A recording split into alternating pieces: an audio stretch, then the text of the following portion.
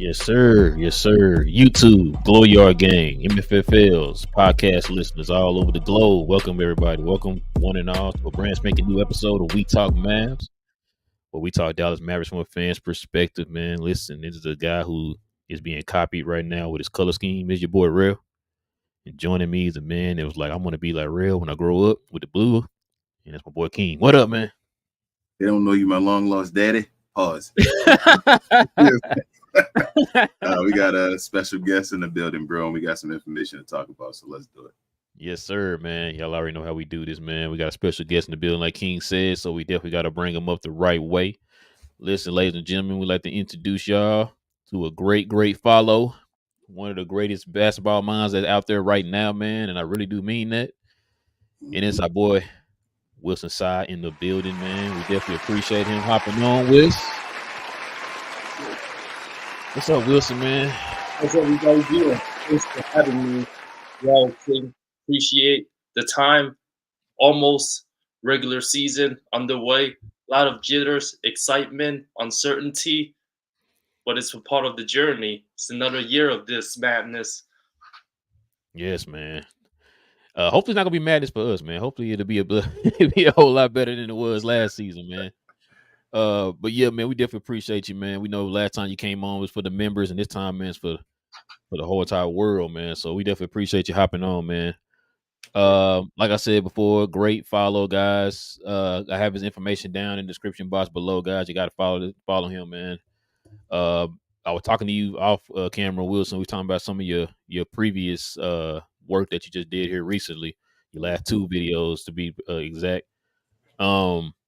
You talked about some players being moved to other teams and finally winning championships.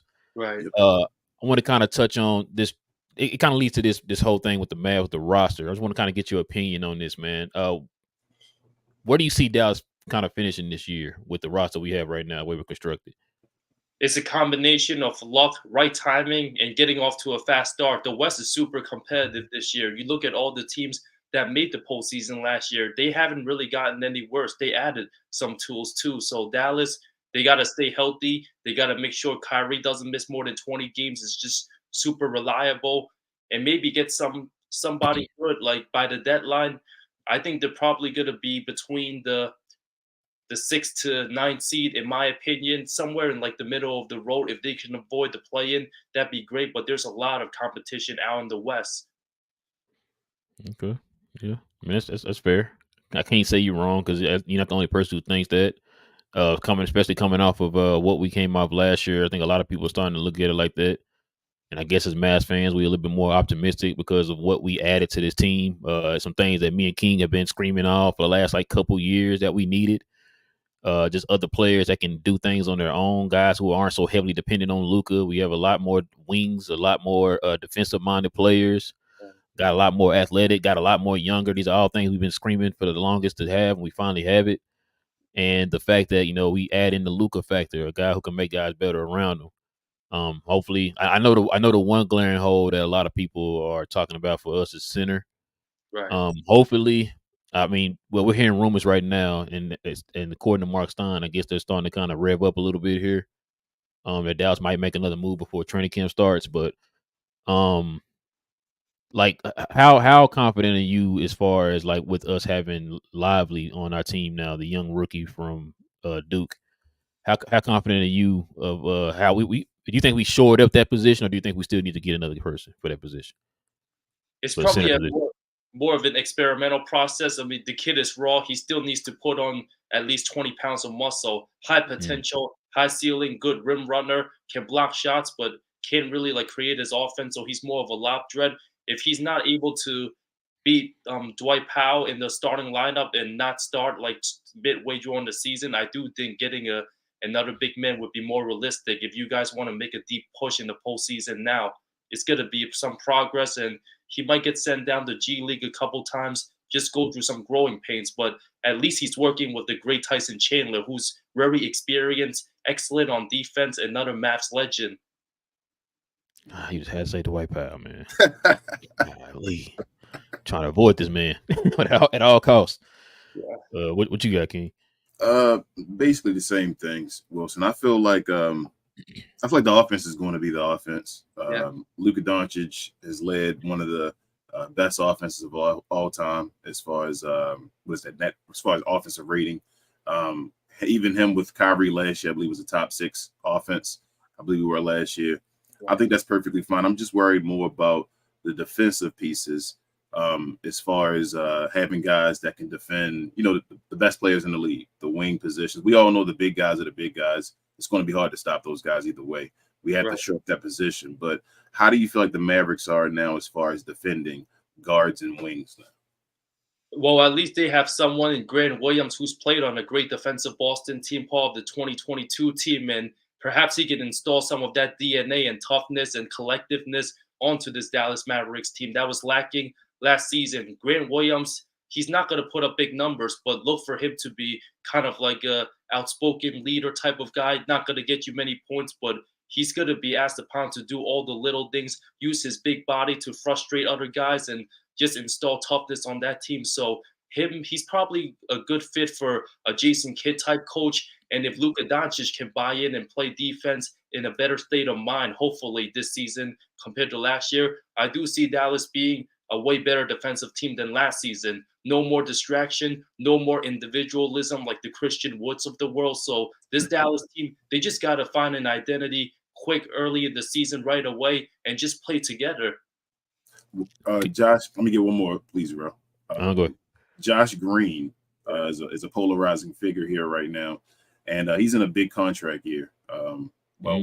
He's a restricted free agent after the season is over, and he's a big piece of that, I guess, defensive puzzle as well. What are your opinions on Josh Green? Do you believe he has another step? Do you think maybe we shouldn't have picked him in the draft that high, or what's your opinions on him? I do think he's still very young. I believe he's like 22-ish. Yeah, something like that, yeah. 22, 23, somewhere in there. Very fast, and he's one of those guys that gives the Mavs athleticism and energy. You see from his explosiveness, driving to the basket, dunking it. He's got a lot of enthusiasm to the team that he can absolutely bring. And it's going to be tough whether he's going to start at the 3 or is it going to be Tim Hardaway Jr. But I do see Green probably starting if things go well for him, more confident, like probably within like the 10 to 15 game of the season going forward, and Hardaway goes to the bench. Oh, man, so you're not the first person I heard say that. So you could see Tim Hardaway starting. Yeah, possibly, because he's more established. You know he's going to get you his 14 points a game and hit a lot of threes. Shout out to Johnny B. I think he was talking about that. It's only 3 spots that are like solidified, I feel like, on the team, bro. Right. Yeah, Grant Williams. That's yeah. it. I was gonna ask you too, Wilson. Like, could you see Grant Williams playing like a Draymond role here? I could, in a way. He has that big body, and Dallas, they are kind of still lacking in the center positions, and they need him to really kind of play like a PJ Tucker type role, be an energy guy. But granted, he's a great outside shooter. There's also qualities that I'm not super sold on him. He's not the best rebounder for his size and position, never averaged more than 5 rebounds a game. But if he can just buy in and figure out a new role with this Dallas team and see what he can bring could definitely help the team. You think the rebounding, well, his numbers not being super high, is it because of how they were using him, or you think he's just not a great rebounder in general? Probably not like the best rebounder in In general. He general, was like okay. playing a lot of the four, like under Jason Tatum and Brown. And Yeah, Boston did have some solid rebounders, but Dallas they need have guys on the glass too. Like Luka's probably gonna lead the Mavs in rebounding again by a significant margin. But if there's other guys that can get 8 rebounds a game, 8.5, you guys could live with that. That's a good sign. That's what we need to uh, send. that's Yeah. not what we wanted to hear, Wilson. It's not what we wanted to hear. Uh, no, I just, man, and that's one of the issues we had last year. Not just the defense; it was trying to end possessions. When you got to get the rebound, right? And like you said, it's crazy because when your point guard is leading. Matter of fact, Kyrie was a good rebounder for us last year. I Yeah. think he was getting us like 6 rebounds a game or something like that. So, He might have been our you second know, leading rebounder. yeah, I think it was our second leading rebounder. So, like, when your 2 point guards are leading the team in rebounding, that's not a good thing, man. That's why we've been screaming for the last. I know me for I don't know how long, man. Like I said, I've been a Mad fan my whole life, so I've been screaming for the long. We need a center. We heard Tyson Chandler on all the Smoke podcasts mention it too. Dallas needs a center. Like, I don't understand why everybody doesn't understand that, man. You got a center in the White Powell and give you 4 rebounds a game. Huh. You're gonna get beat a lot, So, I mean, unless Dallas makes a move here in the next few days or so before training camp, I mean, Right. I think me and King are on the same page as far as let's just go ahead and put Lively in. Let's just, I mean, what we have to lose, right?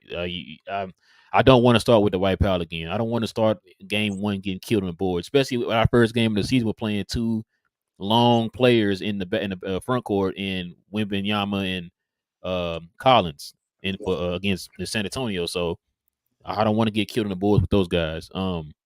So I figured, hey, you put a Lively in there, a 7'2" long, like you said, athletic. He is raw. I mean, Yeah. I don't think anybody is doubting that he is raw.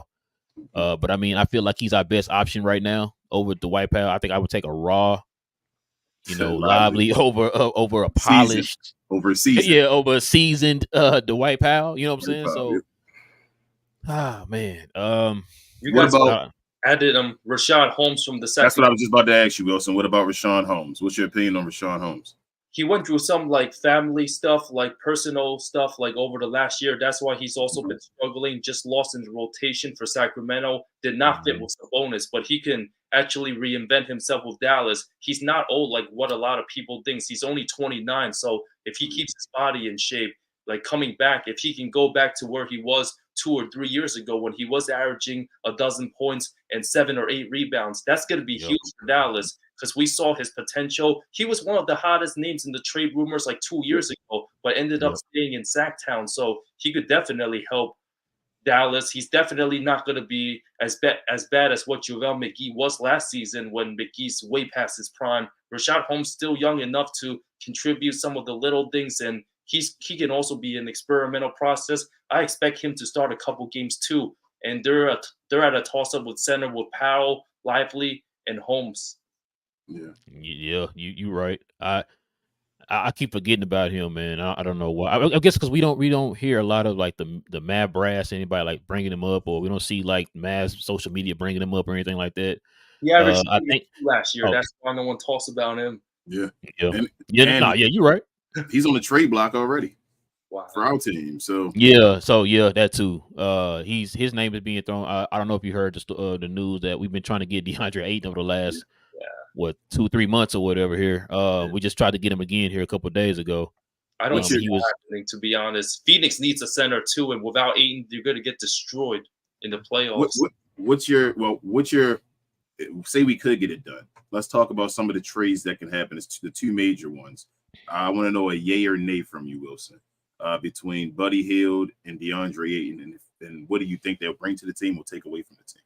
I think Buddy Hield was definitely very realistic compared to Ayton too, because like Buddy Hield with Indiana failed negotiations. I do think that if Indiana's willing to take someone like a Tim Hardaway Jr. a couple years left on his deal too, he's still a pretty solid player, but Buddy Hield's a better knockdown shooter, can stretch the floor, perfect to play with Luka and Kyrie. Kind of be like what the Nets' Joe Harris was a couple seasons ago. Be good in the regular season and knock down some threes and generate a lot of offense. Can get really hot. And Buddy Hield, if he can get hot and on fire from threes, it's going to open the game up for Kyrie and Luka. And I could see them blowing a lot of teams out just from their offense like that.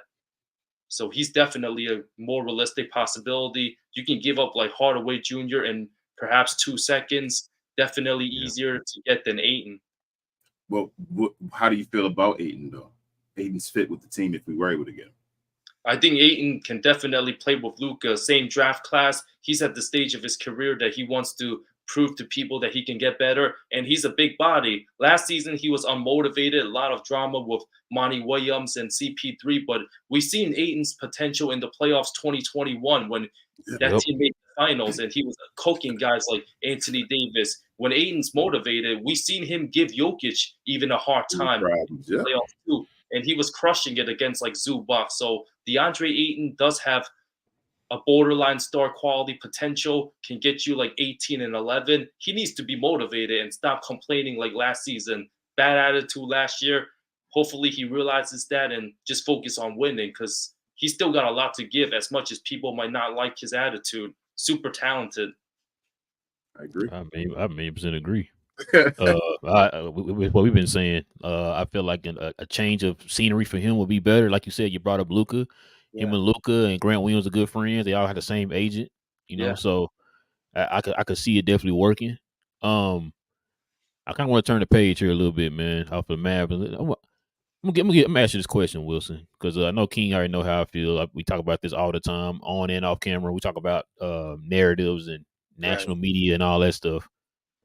Who do you listen to when it comes to anything NBA? Like, who's somebody you listen to constantly and you trust? You trust and respect their opinion.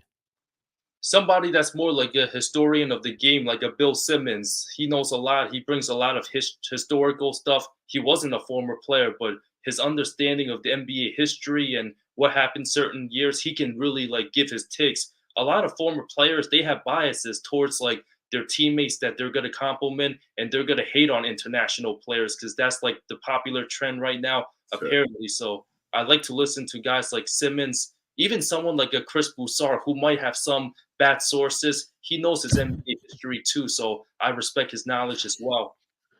Not the sources. They all have sources. He's known for his sources though. He's always has I got a source, but never know what his sources are. Because like I said, I saw your last video and you talked about the whole Gilbert Arenas and Giannis thing, which kind of goes back to what I used to always hear people say, like, oh, we gotta start getting more players in here and get their opinions about these games and these situations and whatever. And I remember I used to be like, yo, you don't have to be a player to know the game. You watch the game and get an understanding of what you're watching. You can tell people, give it honest and a very insightful opinion about the game. You don't have to necessarily play it to do it, right? Like you said, Bill Simmons never played it, but he can sit there and tell you stuff, right? Now he's heavily Boston biased, but other than that, you can still do it, right? Like you don't have to play the game to do that. I've named off a bunch of examples like the Kendrick Perkins of the world, the Ryan Hollises of the world, what I'm saying, guys like that who played the game, and I wouldn't listen to them say anything about basketball because they don't know what they're talking about. Like the Gilbert Arenas and stuff like that. You got these guys now, man. Like you said, they seem like they just have this certain bias against foreign players or whatever. But like who are your top like 3 players in the league right now? No, give him 5. Go hard. Oh, okay, 5. Who your top 5?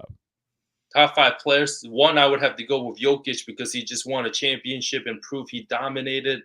2, I still go with Giannis because of the two-way potential and two-way ceiling and how he just dominates and work on his body. And 3, coming to this season, I'm going with Luka Doncic of Dallas. I told you. I've been saying this, King.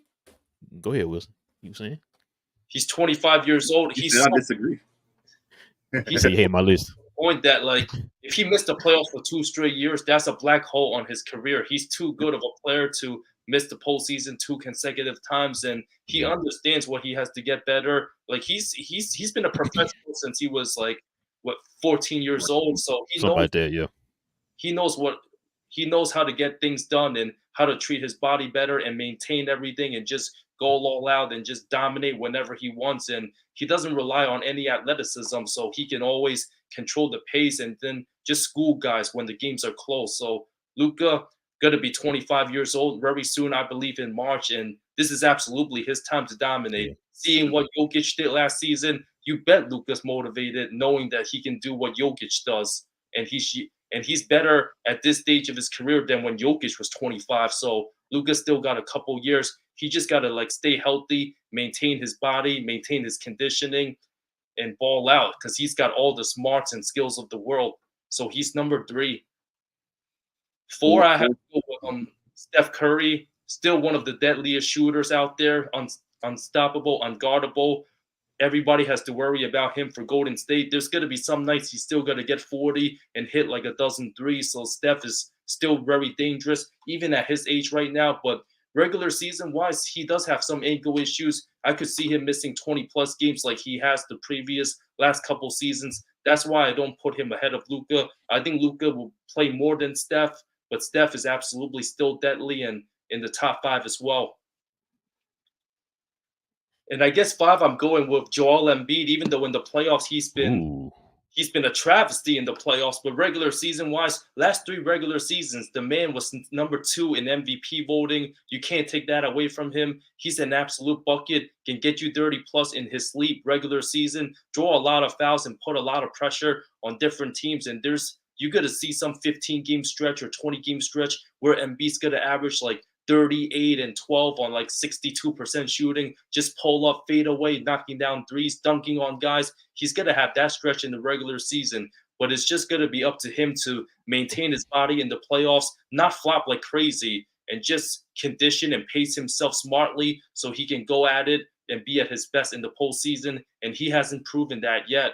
But regular season, you can't take his greatness away.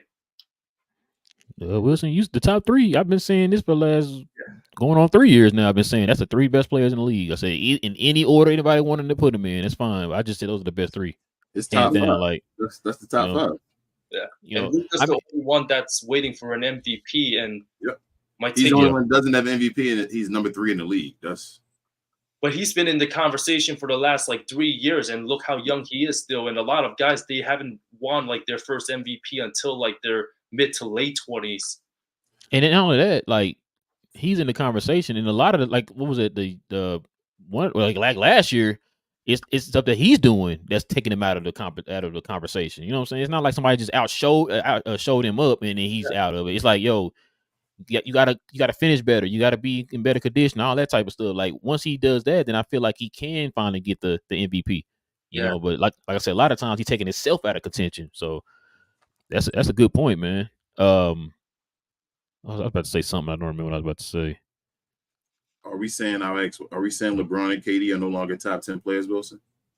I say they're somewhere in the top 10, but just like their injuries, them missing 20 plus games in like the regular season last 3 years, when they play, they can like still outplay anybody and score like 30 plus points and just go bananas. But over the course of an 82 game season, they're just not going to play as many games as like the Giannis's and the Jokic's of the world, even though those guys are still great. Defensively, they take possessions off. Giannis never takes a defensive possession off. So regular season wise, I don't see them being anywhere in top 5 discussion. I was going to say, Wilson, unless it's in the playoffs. You know, Giannis says that wasn't his guy in the playoffs. Yeah. Saying shout out to Jimmy Butler. Leave him alone, man. Leave him alone. I love Giannis. Yeah, but Jimmy Butler really took it to him. Giannis still needs another gear in his level and just absolutely try to dominate, because Giannis getting dominated by Jimmy Butler for 2 postseasons like that. If you're truly going to be an all-time great, like end your career possibly the top 5, top 10 discussion, you're not going to get dominated by the same player in 2 playoff series. That's just not going to happen. Yeah, it's true, man. It is true. That's why Giannis that took a step back. Like I felt like he was the I don't want to say the item of the week, but he kind of was. He was just filling the hole because now he's not even considered the best player in the world anymore. Yeah, I thought he was going to be a top 10 player. Because Jimmy Butler couldn't really like impose his will at Jokic. Jokic proved that he was by far the best player in the finals, and Denver did a good job collectively on Jimmy. I thought Aaron Gordon really slowed down all like the best guys that he guarded. And Jokic was just absolutely unstoppable. Whether it was Bam or Rudy Gobert on him, it didn't matter. He cooked all the best defenders. He was cooking AD out there when AD was just destroying Golden State and terrorizing Memphis. But Jokic made AD look kind of average on defense in a way. That's how amazing Jokic is, and that's why he separated himself from everyone else in the league at this very moment. So right now, Wilson, who do you have going to the Western Conference Finals? Who do I have? I'm going with have to go with the Denver Nuggets and the Phoenix Suns. They're the two most loaded teams, two most loaded roster. Phoenix has insane firepower. If they still keep Ayton, Bradley Beal, Booker, and Kevin Durant, and at this stage of their careers, Bradley Beal probably cares about winning. He hasn't gone to the conference finals yet any year of his career, and Devin Booker really imposed his will last season after what Luka did to him in 2022. Like Devin Booker really like woke up and really became the aggressive alpha. You see him last playoffs, he was killing it. So there's kind of like a fearless approach to him. So it seemed like Depot kind of like looked himself in the mirror and reflected and just got better and just keeps balling out. And that's what really great players do. And Devin Booker has been able to figure that out. And if he has to play Luka, he's got the unstoppable Kevin Durant on his side, and no one can do much with Kevin Durant. So I see Phoenix being a very good team. KD's probably gonna miss like a couple weeks in the season, getting like lower body injury like he has last 3 years. But Phoenix is gonna get off to like a good start. Offensively, they're hot when all three of them are making shots. Hard to like stop them, even though their depth might not be as good. They still have like Ayton to get rebounds. They got to win a lot of games. And of course, the Denver Nuggets, excellent chemistry. You have Jamal Murray back like two years after he recovered from his ACL, coming off in incredible playoffs. They're going to be playing with so much confidence. I can see the Nuggets, the first 30 games of the season, go like 26-4 and absolutely terrorize teams. They have great chemistry. Aaron Gordon and Jokic knows each other inside out, and MPJ, there's not much pressure on him being like the fourth and fifth option. If he gets his shot going, I just see Denver just destroying teams. So I can see them being the number 1 seed and win probably close to 60 games. Who you got in the East? The East, I'm still gonna go with. It depends what the Damian Lillard situation is. I still think that he's going to find a way to go to Miami. He's been super aggressive on that. And if he does go to like Miami, it's probably going to be between Miami, Boston, and I still want to say Milwaukee because Giannis is still in the prime of his career. He's too good of a player to like falter and not make it to the conference finals again. He's that good right now that he should be contending every year. But Milwaukee has gotten a little older. Interesting to see what Adrian Griffin replacing Coach Bud, how he's going to coach the team, how he's going to elevate Giannis and Milwaukee, because they still need to get younger too. Drew Holiday is like 33 years old. He's been in the NBA since like 2009, so he's got a lot of mileage on his body. And Chris Middleton's got to stay healthy for Milwaukee. If he's able to play 65 games, I can definitely see the Bucks being the number 1 seed in the East. So I guess I'm just going to have to pick them as the best team in the East because they have Giannis in the middle of his prime right now. And Giannis seems like he's about to work with Hakeem Olajuwon. So if he gets some of those bags down his sleeve come playoff time, might come in handy. So I got Milwaukee. And then I'll probably say, not knowing the Miami situation about Dame Lillard, I might change my mind with that in a couple weeks if there's further news, but probably go with Boston because they're already so established with the two J's. Now they have Kristaps Porzingis, not much pressure as the third option-ish. So Boston, they've been in the conference finals numerous times last couple years, so can't go wrong picking them. I'm not going to go with Philly because of the James Harden situation. Who knows if he's going to end up on the Clippers or wherever. And I don't trust Embiid as much in the playoffs, so Boston and Milwaukee would be a safe bet in the East. Okay.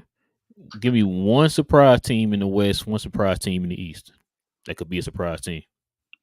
The West, I would say a surprise team could be like OKC because they almost made the play-in last year, and now like their defense was pretty solid without Chet Holmgren. And SGA is also going to enter like the early stages of his prime, and he made the playoffs his rookie season and also like 2020. So he's super hungry. He wants to compete. He wants to show the world that not only can Canada really dominate basketball as we seen in like FIBA, but he wants to make a status to push to in the MVP race. And SGA has all the tools. So OKC, I can definitely see them playing hard every single night. The young OKC team kind of reminds me of like remember the Kevin Durant, Russ Westbrook, and Harden teams when Chesapeake Arena super loud Yeah. and winning all their home games, and those young boys were just running and gunning, lots of energy, and they got good really fast, faster than most expected. How they also beat your Mavs in 2012 when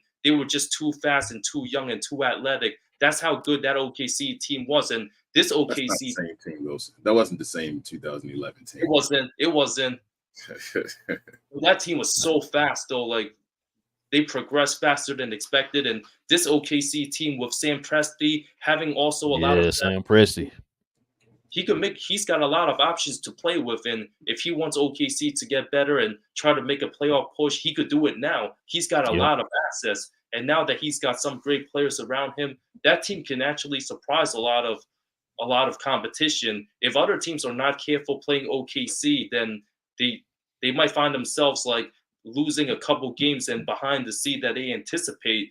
Because now you play a team like the Dallas Mavericks. You said the Dallas Mavericks last year. Yeah. You can't take them for like granted too. Like you have to kind of look at OKC like, oh, we're playing them. It's kind of like, oh, we're playing Phoenix and we're playing Denver. You have to look at a team like OKC like that too. Like if you're like not careful, they could easily beat you and run you out of the gym if you're not mentally there. They're that type of team right now. So teams can't look at them and be like, oh, it's just a borderline team. Like that's not going to work against them. Yeah, they're my pick as well to be that surprise team.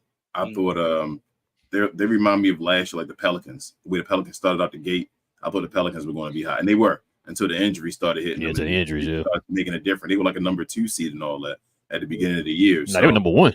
Well, 1 actually, yeah. So I think OKC might come out the gate and be that team this year as far as the surprise team that because they're good enough. I feel like on both sides of the ball, especially I think Chet's gonna be rookie of the year, but that can be another conversation. But so yeah, that's a good point.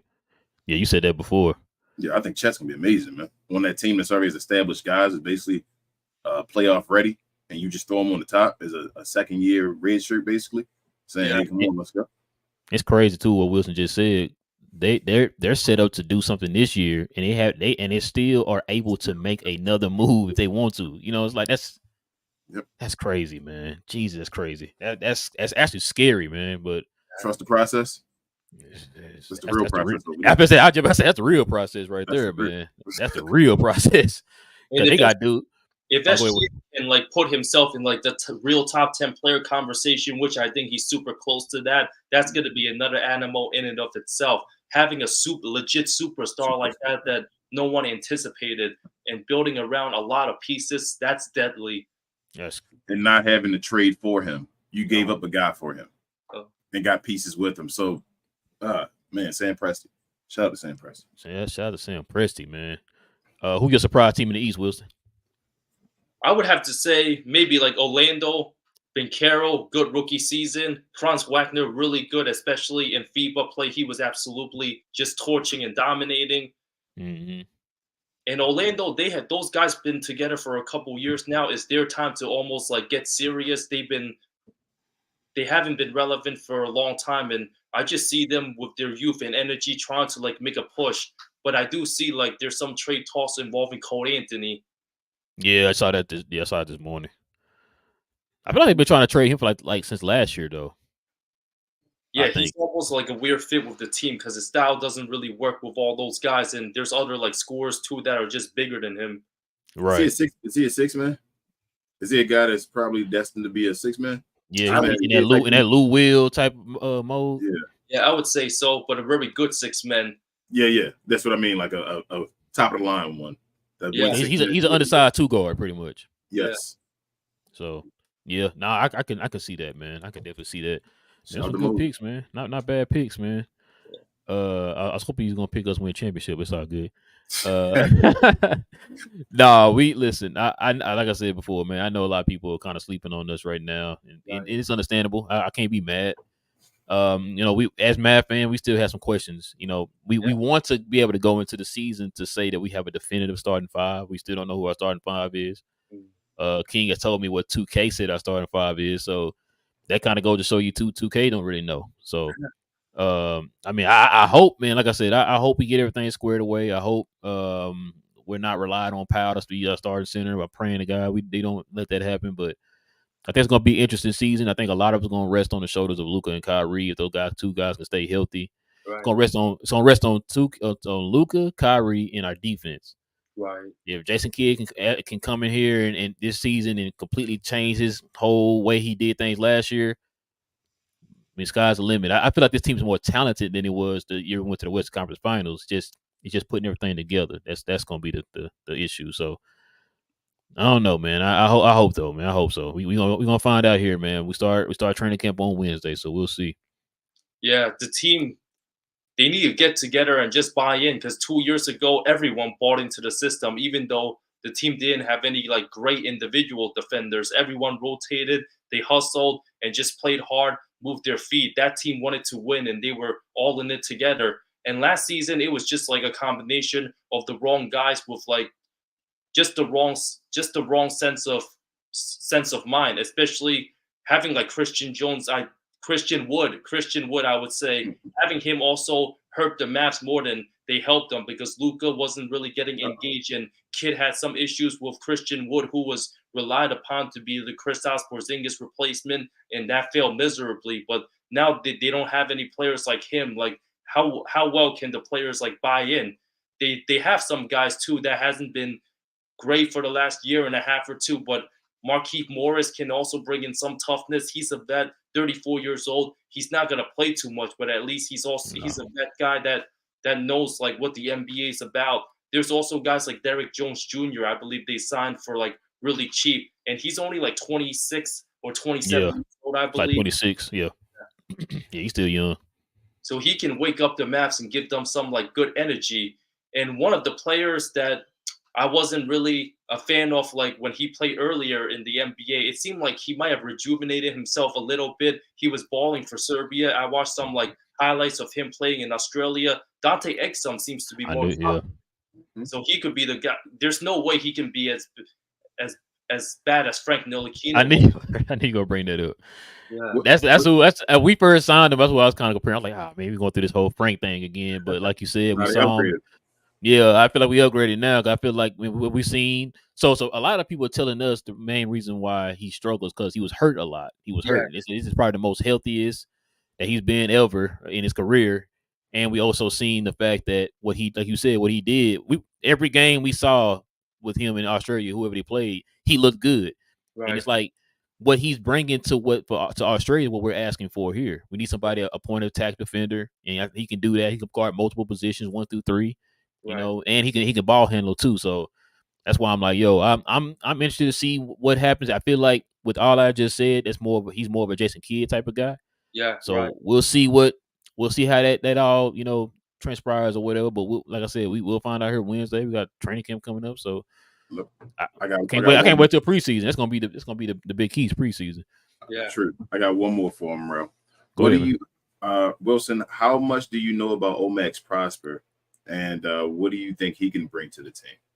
I don't know too much about him, but I know he like played for Marquette, and he's 6'8" and somewhat very athletic, so he can definitely be an energy type guy. I don't expect him to play more than like 20 minutes or so, but just give something off the bench. And there's going to be some games that to see the best of him, probably when there's a blowout in the fourth quarter, to see how he handles himself in the NBA. Like, he's 21 years old. He could definitely be an impactful player, but still a lot to be determined. So let me ask this last question. I guess we can get to the questions and comments. What do you think we're missing to finally get over the hump? Just a good big man that can actually rebound and like protect the paint and just be reliable. Good night, everybody. I've been screaming this for the longest. We've been saying this, man. We need. I don't know how many times you can say need a big man. We've been saying this for the longest. Like I said, even Tyson Chandler said it in the podcast that Dallas needs a center. We've been saying this, which is why y'all saw us use our first pick in the draft to get a center. We got to get one. This is the first center I've seen. I had to really, you probably can remember. When's the last time we spent a first round pick on a center? That's a good trivia question. Really have to think. What? Does that exist? Does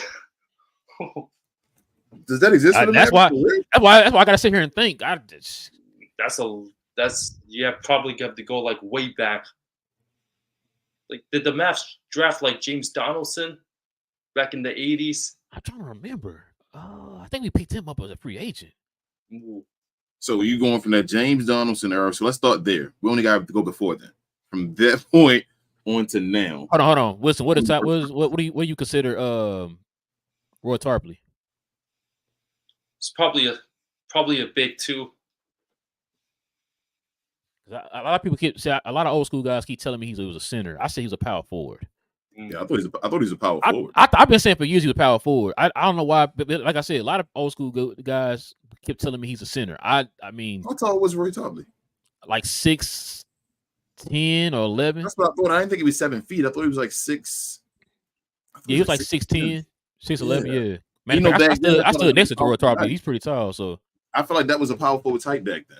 In them high 6, like 6'9", 6'10s. Yeah, that's why I thought. Like I said, a lot of people told me he was a center. So I mean, I don't know. That's why I thought maybe Wilson, you probably know. But now we finna say King. Oh, that's it basically. We don't draft the first round. We never use a first round pick in my memory for a center. Oh, well, definitely not any time in like the modern era for sure. Okay, Aaron said Ethan Thomas. I do remember Ethan Thomas. I was gonna say Samaki Walker was a pay. No, Ethan Thomas was a center. We did draft Ethan Thomas, didn't we? Samaki Walker was a power forward. Yeah, Samaki Walker's a power forward. Yeah, I don't. Somebody. Bro, we don't. I had to go back, man. I'm really thinking about that. Yeah, but other than that, no. Matter of fact, not a lottery pick. Because Cherokee Parks wasn't a center either. He's 7 feet though, but it's kind of like more like in the skinnier side. Yeah. Dang, Cherokee Park was 7 feet? Yeah. I didn't know that. I thought he was like 6'10", bro. I didn't even know that. He's legit 7. He used to like work at the NBA like office like when I was like working there just like a while back, and he's legit 7 feet, but the skinny guy with tattoos. Yeah, he got a lot of tattoos now. We didn't know Jared. He didn't have that coming into the league. We didn't know Jared Allen was only 6'9". Yeah, Jared Allen. His afro makes him like look 3 inches taller, but he's short compared to Evan Mobley. So there's a lot of these centers that are actually not 6'11". They're more in like the 6'8", 6'9" range too. That's a big difference compared to 7 feet. Yeah, it really is. It's about the wingspan, though. That's my thing now. I think it's more about wingspan. Yeah, guys, it's not about the height. It's about how long your arms are, so you can defend. Hey, when do we draft Evan Esmeyer? Was that second round? I think a second round. It was second round. That wasn't no first round. That couldn't have been. I'm gonna say like if we draft in the first round, I'm done, bro. Oh man, but yeah, let's get to these questions and comments, man. Let's get some of the folks in here, man. You guys have some of the most random centers like Wang Zizi, like early 2000s. That was early 2000s. Yeah, he ended up going back to China. Yeah. Dang, it's also crazy how you guys struggled at the center spot and then got Tyson Chandler out of nowhere, and that's all like she rolled. Sadana Dobb and Eric Dampier was kind of like your two centers back in like the mid 2000s years when you guys almost won championships. That was 06. That was 06. Yeah. Then we guys got a job back. Yeah. Like a few years later. Yep. Yeah, we had dang. Yeah, you bring it back memories now, Wilson. I remember had to sit down and think about that, man. I don't think we've ever used a first round pick on a center ever in our history. Not anyone that's like of relevancy. That I think of. Because think about it. Dirk was winning all the time too, bro. Yeah. So it was hard to get a high. But even though like why we didn't use a first, like we was still drafting the back of the draft though. Like we was getting the Dante Joneses and all them. What's the name? Yeah, was it not Dante Jones? What's the dude name? Dominique Jones and all them guys and the Mo Eggers. Remember them? Instead of getting them, you could have got you a center. Like back then though, your big guys were getting drafted first though. We're getting drafted early, back then. They probably were. Well, let's get into these questions and these comments, man. Oh, sorry. Go ahead, Wilson. You guys did draft Robert Trailer, but traded him for Dirk. Yeah, I think he was the center, but I thought he was a power forward, wasn't he? He was center. He was center. Trailer was a center. Yeah, he played center for Michigan. In Milwaukee, he was a center though. I thought he was a power forward in Milwaukee. I think he played some center. He was undersized, but he was very big for. Yeah, because when he like 6'7" or 6'8", he was like Yeah, he was squatty, short. wasn't he? He was just wide. He was Yeah. track Yeah, trailer. and that's why they called him trailer. I mean, he played center in Michigan though. Mm. But yeah, listen, guys.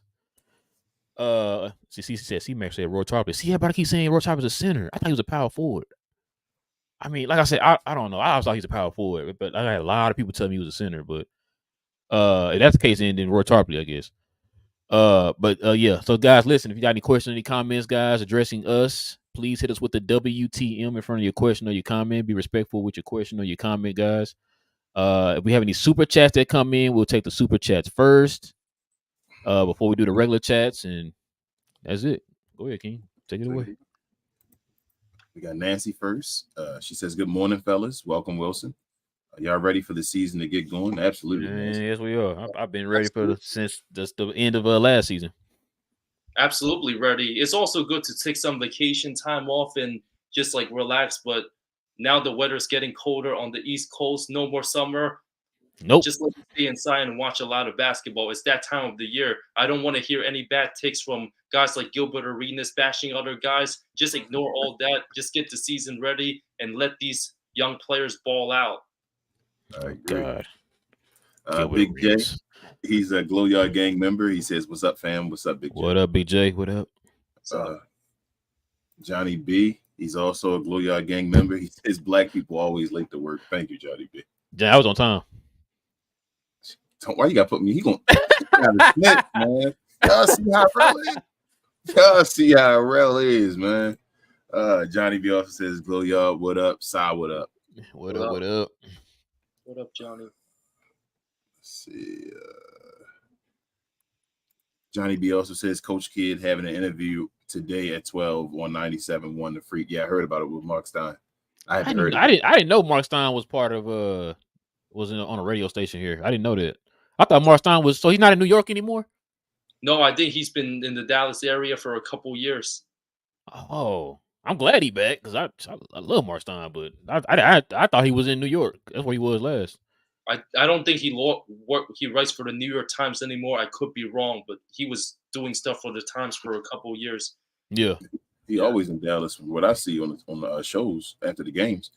Yeah, he was here during the draft. He was here during the draft. He was here for the draft party. Yeah. Frank's the one that breaking out the news. Frank's a Glow Yard Gang member as well. He says Tim McMahon says the Mavs are more optimistic with Lively now than back in Summer League. Lively looks to pick up a lot of things lately. Okay, yeah. I like that. I mean, listen, if we're not able to get a guy, I'd rather start Lively. I mean, that's what we got. I don't want to start the White Powell, and I want to see Rashawn Holmes get majority of the backup center minutes. That's what I really want. Amen. Yeah. Euro Chuck Norris, what up, Euro? He says, Euro? "Shout out to Wilson, great basketball mind." Absolutely. Thank you, Chuck Norris. Who else we got? Nancy again says Grant is a good 3-point shooter. I think that Lively could hugely benefit with playing with Luka and Kyrie. They could help bring him along faster. I agree. That's what we said. What was a couple shows ago? We said that let's just put him in there, man, with Kyrie and Luka. Matter of fact, Wilson, did you drop a video saying players that play well with Kyrie or Kyrie helped? He did a LeBron one, wasn't he? Or that this was recently. I thought you had posted that. It was a video of somebody saying like players that I read it or something. And I meant to send that to you, King. I forgot because I think Nick Claxton was on that list. Yeah. I don't think I made like that video, but I was thinking Nick Claxton, one of those guys that really helped with Kyrie. He was super raw and super skinny with the Nets like 3 years ago, backing up Jared Allen, but he his game heavily. Just him playing with Kyrie and gave him a lot of looks. He was finishing around the rim, and now look at him last season, one of the Player of the Year candidates, and he really grew and just getting thrown in a big NBA game like that, playing with other great wings. Like he just found himself and just got better time by time. So that could be a positive trajectory for Lively. Yeah, I agree. Frank, he also says this question is for Sai Wilson. If Giannis leaves Bucks, where do you see Giannis going, and which team would Giannis fit best with? Good question. Playing with Luka and the Mavs would be an absolutely great fit because I'm sure that Giannis, he's kind of if he leaves the Bucks, he's sick of playing with all those like old guys. Like no disrespect to them, but most of those guys are pretty old in their 30s, like Holiday and Brook Lopez. Middleton's also a little bit Oh, they old. are. So Giannis wants Yeah. that young superstar flow. If he decides to join anybody, why would he want to join like the old Golden State or the old Lakers and whatnot, and or even old Miami Jimmy Butler? He sees how good Luka is, so why not just international guys? If they decide to team up, it'll be over for the league. That's a Oh, dynasty. man. That's a dynasty, Wilson. Wilson, It's listen, automatic man. dynasty. Listen, you preaching over here, man. We've been saying this. I really feel like, I know King said this too. I really feel like if it wasn't for that Drew Holiday move that Yeah. the Bucks made, I really believe. I know people saying Miami. I'm telling you, I think Giannis was coming to Dallas. Yep. I think he was coming to Dallas, man. If they did not make that move, it kind of reminded me of the move, like I told King before. It reminded me of the Darren Williams move. Right. But remember when Darren Williams could have came to Dallas, or when he went to Brooklyn, and as soon as they made that Joe Johnson move, the trade in Brooklyn, that's when he stayed in there. I'm telling you, I think he would have came to Dallas. But I really feel like Giannis was going to come to Dallas if they did not make that Drew Holiday trade. Yeah, and we still had Donnie. Yeah, when we had Donnie, who was the one who actually was looking at Giannis, who could have drafted Giannis. Nancy also says, in no universe should Powell's name be on the list for starting lineup. If he is on the team, he should be at the end of the bench. I'm praying, but we'll see. I agree. The fact that he's been like the starting center ever since Luka came to the league, this shows like the lack of commitment Dallas has for their centers. They got to win in that area. I don't know why he's the starting center for this long, this many years. Wilson, you asking questions that we all been asking here, so I don't know. I don't know. Does Dwight Powell have some secret of Mark Cuban that's making Richard, him? Everybody asked that. Everybody asked us that. Where are you, Richard, when we need you? I don't know. Well, you like the 100 guests on the show who've been asking that, like, hey, does he have something on Mark Cuban? I don't know, man. We don't know. Listen, we've constantly been asking this question and nobody's got an answer. We don't know how this dude is continuing to keep starting, man. It's mind-boggling to us, man. What up, Almighty? We see you. What up, Almighty? Let's see who else says WTM. Okay.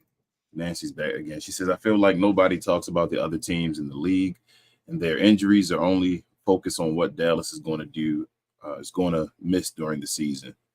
Talking about other teams in the league and their injuries are only focused. I guess you mean like other teams are going to go through issues and all, like other teams are older.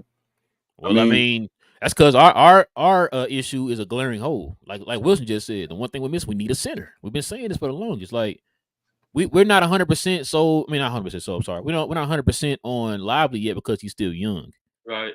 So we want. I think everybody would feel comfortable if we had an insurance at that center position. If we actually knew who was going to be our starting center, and if that starting center is going to be capable enough to be a center that can help us take that next step. Plus, go ahead, Wilson. That's facts. Because if you look at this season and everybody's healthy to start, I don't believe Dallas is a top 7 team. If you got the Lakers like fully healthy, even if Minnesota's fully healthy, they're kind of under the radar team because they were the 8th seed last year, but they won a lot of games with Karl Anthony Towns out. Like they have Anthony Edwards, who's almost like superstar level, and they play well together too. So you got like the Wolves, you got Memphis. They're going to be good when John Morant comes back. They've been great in the regular season, so they're going to win a ton of games too. And New Orleans, if they're healthy, they could be a big problem. I don't see Zion being as healthy because I just don't trust his body and how it's going to react. Brandon Ingram's also injury prone, but if New Orleans is healthy, we've seen how many games they're capable of winning. So there's a lot of these teams in the West, and also the Clippers too. Let's not forget about them. If Kawhi's able to stay on the court, which he's going to low manage and miss some games, he's still a deadly dangerous player. And Paul George too. You can't forget about the Clippers as well. So there's a bunch of teams in the West, way more firepower than Dallas, more loaded, but they do have a lot of injuries, and that's what's going to give Dallas a chance in a way to get a higher seed. We also had a question mark Kyrie Irving and playing the games. Like Kyrie doesn't have a great track record of playing 65 plus, so we got to get next week and play. Like I said too, with that, like I'm hoping we're banking on the fact that because Kyrie has those stipulations in his contract. Yeah. Hopefully that'll motivate him to play more than 65 games. I think he wants to play it. It's just about his body. I just hope he doesn't get hurt and dinged up. I think as far as him wanting to play this year, he'll want to play 65 games at least. Can he play it is a question.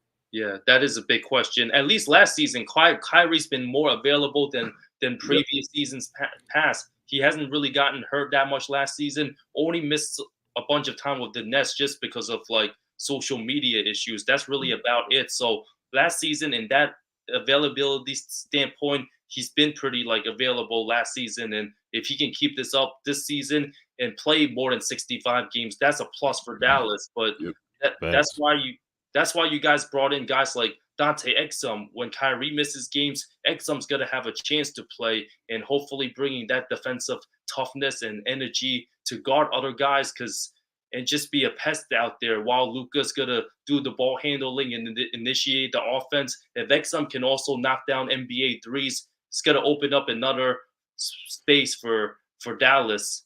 And we haven't really talked about Seth Curry yet. Back to Dallas again. Oh, Very good playing with Luka. Yeah, I agree. Here's the guy, Richard Case, a Glow Yard gang member. He's just better late than never. We'll have to rewatch the beginning. Sure. Thank you, Richard. He also says how many freaking guards one team need. We do have a bunch of guards. Seth Curry. We have a lot. Dave also says, please, all three of you, give us the points per game for Luka and Kai this season. And do you see Golden State having a real bad season? I'll let Wilson start that one. I say Luka's gonna average around 29, 9-9 this season. If he averages like 33, it means that he's probably doing too much and scoring too much, and the role players are not living up to their expectations and hitting shots. So you need a more balanced flow. Luka, I see 29 a game, and Kyrie, 26 and a half a game is a good number for him. Balance everybody out. Seth Curry's gonna get his points. Hardaway Jr., if he stays on the team full season, is gonna get his 13, 14 points a game too. And all the other role guys maybe get their 6, 7, 8 points a game. But it's always good to balance out and be more in the high 20s if you're a superstar than be in the 30s. So for Golden State having a bad season, I don't think they're going to have a terrible season. They're super experienced. You know how to win games, and all those guys been there, done that. They're going to put in some wins together, but how many games are their big players going to miss, like a Steph Curry or Klay Thompson? Is he going to be resting some back-to-backs too? Draymond as well. And CP3, he's going to miss a bunch of time too. So I don't see Golden State having a crazy good record. I don't think they're going to get more than like 54 wins, but I don't see them going under 500. They probably going to win in like the mid to high 40s. Probably like 48 games is realistic for Golden State now because they're old and they're going to miss some games, and Steve Kerr's going to pull some of his guys, but they should still be good enough to win more than lose, obviously. When we go that's where them young people were supposed to go too. Maybe like the Jordan Pools was supposed to help carry him, but they don't really have those guys anymore. I don't know where Kuminga's progression is right now. So those guys you just named out, Wilson, are going to have to carry a lot. So. And Golden State, like their development with the young guys hasn't been that good. Like since getting rid of James Wiseman, so they kind of been lacking on that department for some reason. I'm gonna say I'm agree with Wilson. I can see about 29. I think we kind of talked about that before, King. I think I'm gonna take it a step further. I think Luka's gonna give you like 29, like 9 rebounds, but I think he's gonna give you 10 assists. 10 assists. Yeah, I think his assists are gonna go up. Because we have more guys like a Derrick Jones Jr. who can slash. Yeah. You know, Josh Green can slash. We got guys who probably can slash and move without the ball. Pretty nice. So I can see Luka giving you 29, 9, and 10. Or should I say 10 and 9? No, 9 and 10. I think Luka could actually be close to flirting with a triple-double this year. I know he does it every year, but I mean, like, I think he actually can. This probably be the best chance he can to get a triple-double this year. If he averages 29 on like shooting like high efficiency rating, let's say like 48% from the field or even somewhere in the 50 range, that's an excellent sign for Luka. That probably shows that his team is probably like winning a lot more. So if he averages like 32, 33, he's probably doing too much and shooting too much, and the teammates are just not as involved. But if he's at the 29 range and he's getting all the assists, that's a great sign. That's a good point. Like if Dallas if Dallas has just like someone like a Clint Capella, just like a solid big man, now that they have shooters and Seth Curry and Grant Williams, they could with a good center be like the 2018 Rockets, like when James Harden was in his prime, and they were just like winning games with in the middle, getting every rebound, and all the guys spreading out the floor, hitting their threes. But Dallas just doesn't have that big ingredient in the front line right now. Like a good center can make Dallas literally like a high 50, high 50 win Yeah. team. Literally, And that's what everybody been saying, Wilson. Just we got it. Okay, I don't want to keep saying it. We need a center. What was your numbers for Kyle, bro? Oh, give me. I'm gonna say the same thing with Wilson. 26. I'm gonna say you're gonna get about 26. I'm going for Luka. I'm gonna go 30. I think he wants to go at 30 still. I'm gonna go 30, but I'm gonna go 10 assists as well, bro. I think he might try to get over 10 assists as well. I think he had 10 this year. But I think the big piece of it is that I think he's gonna shoot over 50% this year. I think he's gonna shoot like 50, he shot 50 last year, so I think he's gonna shoot like 51, 52. That's what I think. He's gonna try to flirt with that. I think it's gonna be his MVP year, really. And I think Kyrie's gonna fall down though. I think Kyrie, instead of 26, I got 25 for Kyrie. I think Kyrie really is. I was back and forth. I think he's really gonna try his hardest, or not try his hardest. He's gonna fit. If it makes sense, like he's gonna be just a fit where he goes and balls out when you need him to. If he needs to fall back and let Luka just do it, I think he's really gonna be the quintessential number 2 guy on the team this year. And so with that, I think he's going to put up 25. I think Kyrie might flip with like 25, like 6 or 7 and 5. Yeah, I see. Yeah, I say you're gonna get 6. 5 and 6 and 7. I should say. I'm saying the assist will be around 6, 7, like 5. Yeah, I say you get about 6 or 7 assists like he did with us towards the end of the season last year. Yeah. So 25, 5, and 7 is my thing. And Golden State, I think Golden State is a play-in team. Play in. I think play-in. I think the Mavericks are better than Golden State. Ooh. And all because they're getting older. Like I said, you're relying too heavily on those older guys because Chris Paul is about to be 38. Well, matter of fact, he's 38. I'm sorry. And Chris Paul started. He's starting. So he just changed the whole dynamic of the team this year. It like people aren't thinking about it. Chris Paul is now the point guard and Steph Curry's his 2 guard. Like, which means they're gonna probably have Clay at the 3. Mm-hmm. So Clay now with 3, having to play defense against the wings and all that stuff is the guy, and Draymond's the main big guy now. The thing about like Golden State, if Dallas like improves in like their big men, that Kevon Looney's not gonna get every rebound. Oh God, man! You guys in the playoffs 2 years ago, I could see you guys in a way kind of like beating them, but Andrew Wiggins was also kind of torching you guys too when there was no interior presence. He was getting into the lane, just like dunking and doing wild stuff. We need Lively, Wilson. We need Lively. Wilson, you had to bring up. You had to bring Kevon Looney. Yep, that got his career resurgence, paycheck. Playing the White Powell and Maxi Kleber, but Jesus, man, if you guys think Looney on those things, then you guys should be able to beat a team like Golden State. That's what I'm saying. If Lively is anything better than Powell as we think he is, like I said, I think Lively can hold his own against Kevon Looney. No disrespect to Kevon Looney, but he should be able to. And if that's the case, I think we're better than Golden State. That's crazy.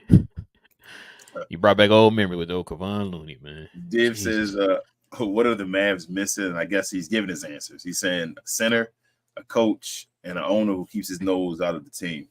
Hey, man. Almighty says Mavs are done. Time to rebuild. He's a Knicks fan. He's a Knicks fan. He likes trolling us. He just won our draft pick. If the Mavs are so good to the point, like even though Luka doesn't have as much talent and Sacramento has more talent than Dallas overall as a complete team. If you guys play a team like Sacramento, let's say in the playoffs, you guys can absolutely beat them with Luka just torching everyone. Say if you got Luka, you can pretty much beat anybody almost. So. What Steph Curry say on the precipice? Yeah. Div says, is Wembanyama going to be the biggest disappointment based on hype and what actually happens? That's for you, Wilson. Yeah. If he doesn't perform well for San Antonio and struggles his first 2 seasons, he could be a disappointment with his body. If he gets wear down during like over a course of an 82-game season, then yeah. If he doesn't, and if he's anywhere below a Kristaps Porzingis level, that's a disappointment. But if he's an all-star level, then I think he's gonna be fine. I do think the hype is just surreal and that's what I was. But at the same time, San Antonio's looking like they're trying to find a strategic approach for Wembanyama. it seems like they're gonna rest him some nights, sit him back to backs, and San Antonio wants to like keep him long term just to see how his body holds up over the 82 game season. I don't expect San Antonio to be great right away, but he's gonna be putting up high numbers, and his offense, he might not score that many points at first, but you're going to see a lot of the defensive potential and upside, and the length is really going to bother people. But offensively, there's going to be some nights where he probably don't even take 10 shots a game. But I think his defense and his guys is just going to be super impactful. It's like a can't miss. Oh, he's If going you to had to, go ahead. I'm sorry. I was gonna say, if you had to call it right now, is he more towards the bust or more towards the Generation. all-time great? Yeah, generational. I would say generational, just because of how easy the game comes to him and whatnot, and seems to be super positive. And being on a team like San Antonio, if you got guys like Tim Duncan and David Robinson mentoring you, you can't go Yeah. wrong with that. Mhm. Like, you just got to show effort and really try to learn from some of the best all time, and try to use your tools and figure it out. And if he has that work ethic combined with the talent, like, it's almost guaranteed that he's going to be somewhat good at the very least. He I have has to to make be it fair, man. I don't think He's it's fair going to on him. be generational defensively, no matter what. Like he has to be generational defensively. My question is offense, and I'm going to ask you this question. I've been asking a bunch of folks, Wilson. Is it with him being on San Antonio? Does he have to be better than Tim Duncan with the hype? No, Tim Duncan's a top 10 player all time.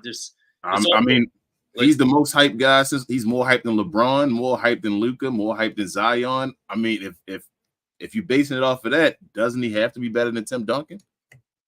Well, there's going to be one thing in his rookie season that he's never going to have that Tim Duncan has, and he's probably going to David Robinson. He's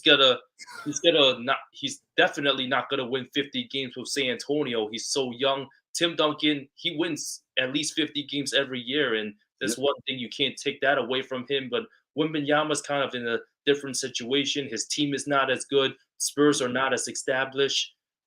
He's going to put up some like good numbers. If he puts up, let's say, like 20 and 10 with like 2.5 blocks, that's a great rookie season, no matter how you look at it.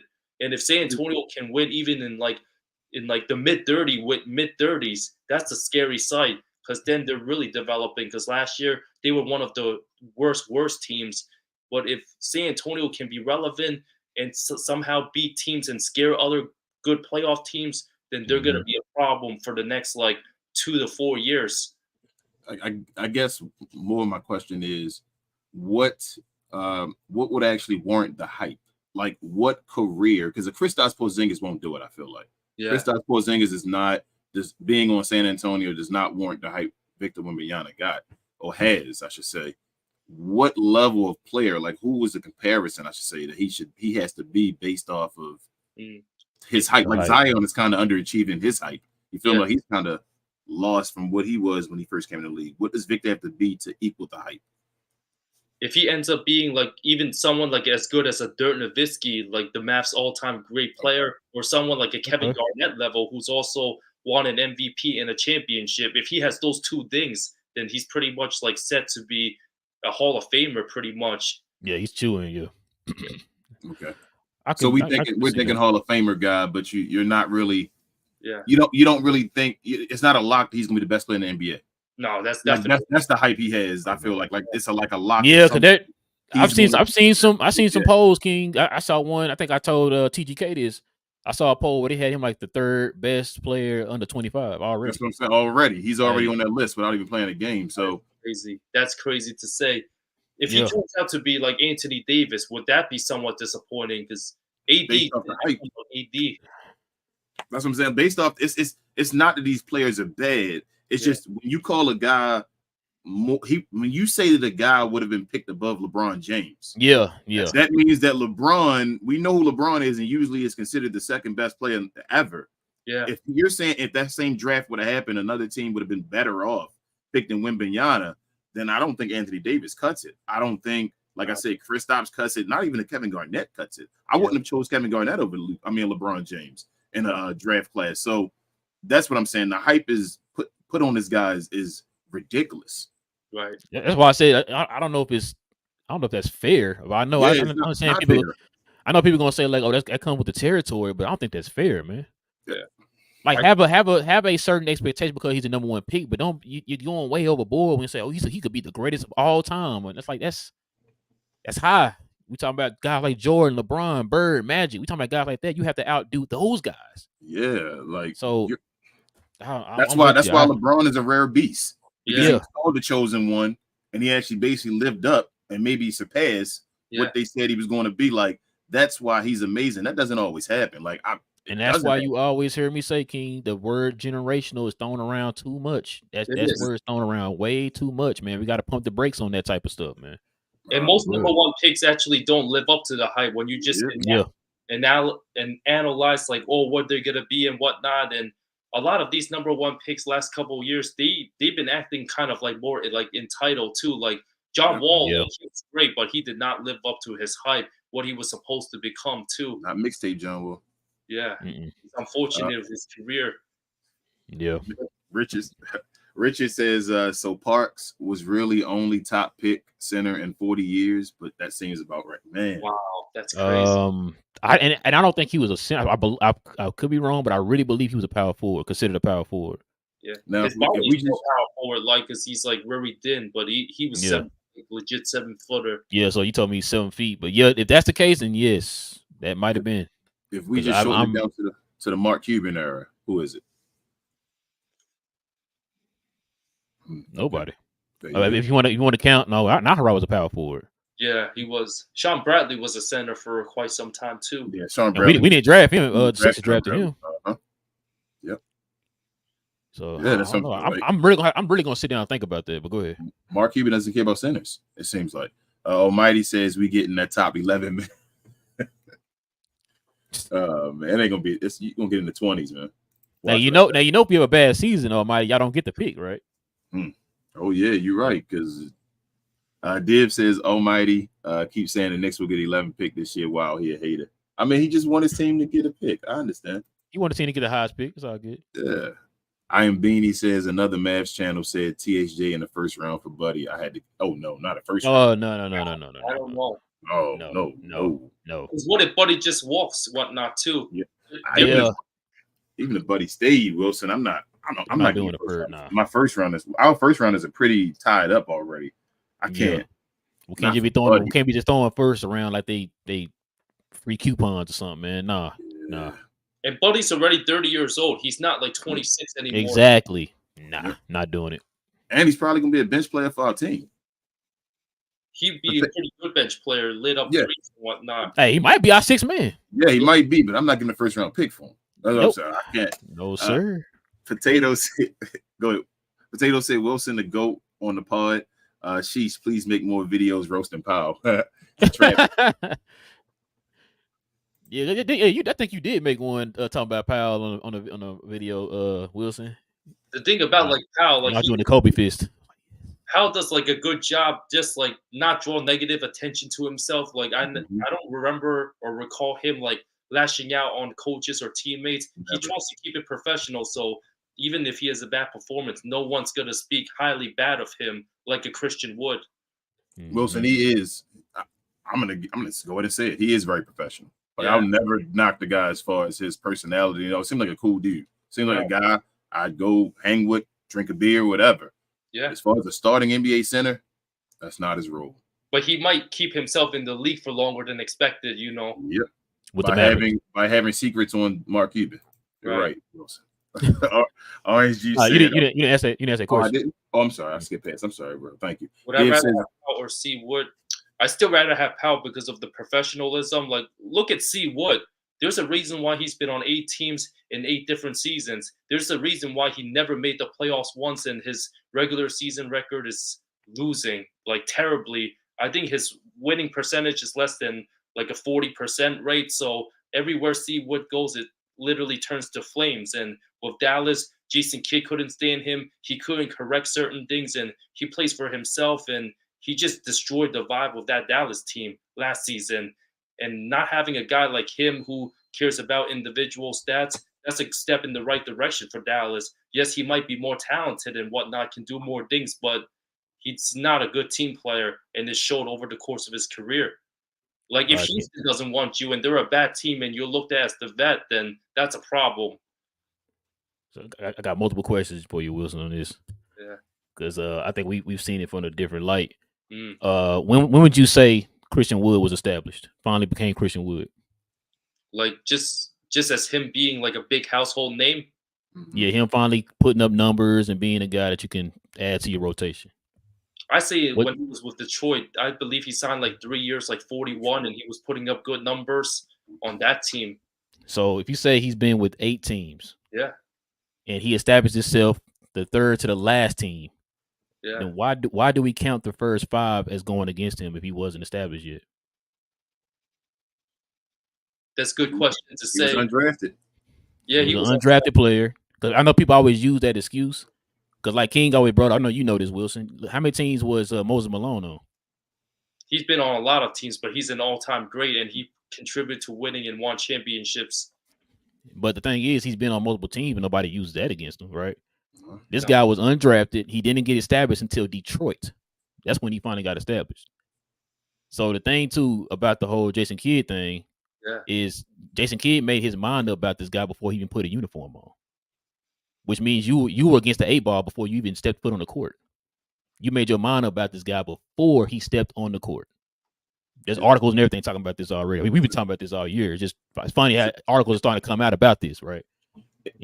Oh, go ahead, Kim. Sorry. I was just going to say, it just seems like, Wilson, that Christian Wood's been trying to find a winner in the past couple of years. And with him trying to find a winner, it's kind of hurt the Mavericks screwed his value. Yeah, like I feel like Detroit, the reason he left Detroit was to go to Houston and be a part of a winner.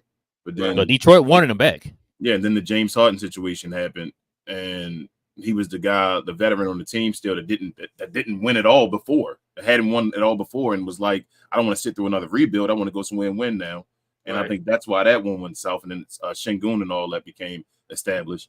And so they said we can move you on. And then the Mavericks, he wanted to come to the Mavericks because they had just been to the Western Conference Finals, and Jason Kidd was like, you already have a reputation, and we're going to treat you this way or whatever. So I think it's kind of context and all. I understand what he doesn't do and what his deficiencies are, but I feel like he didn't get a fair chance at certain points, and people are using the same like story without the context of him being he's this good being an undrafted player. Like he went through the process, I feel like, in a bit, but I don't know. It's two sides to a story.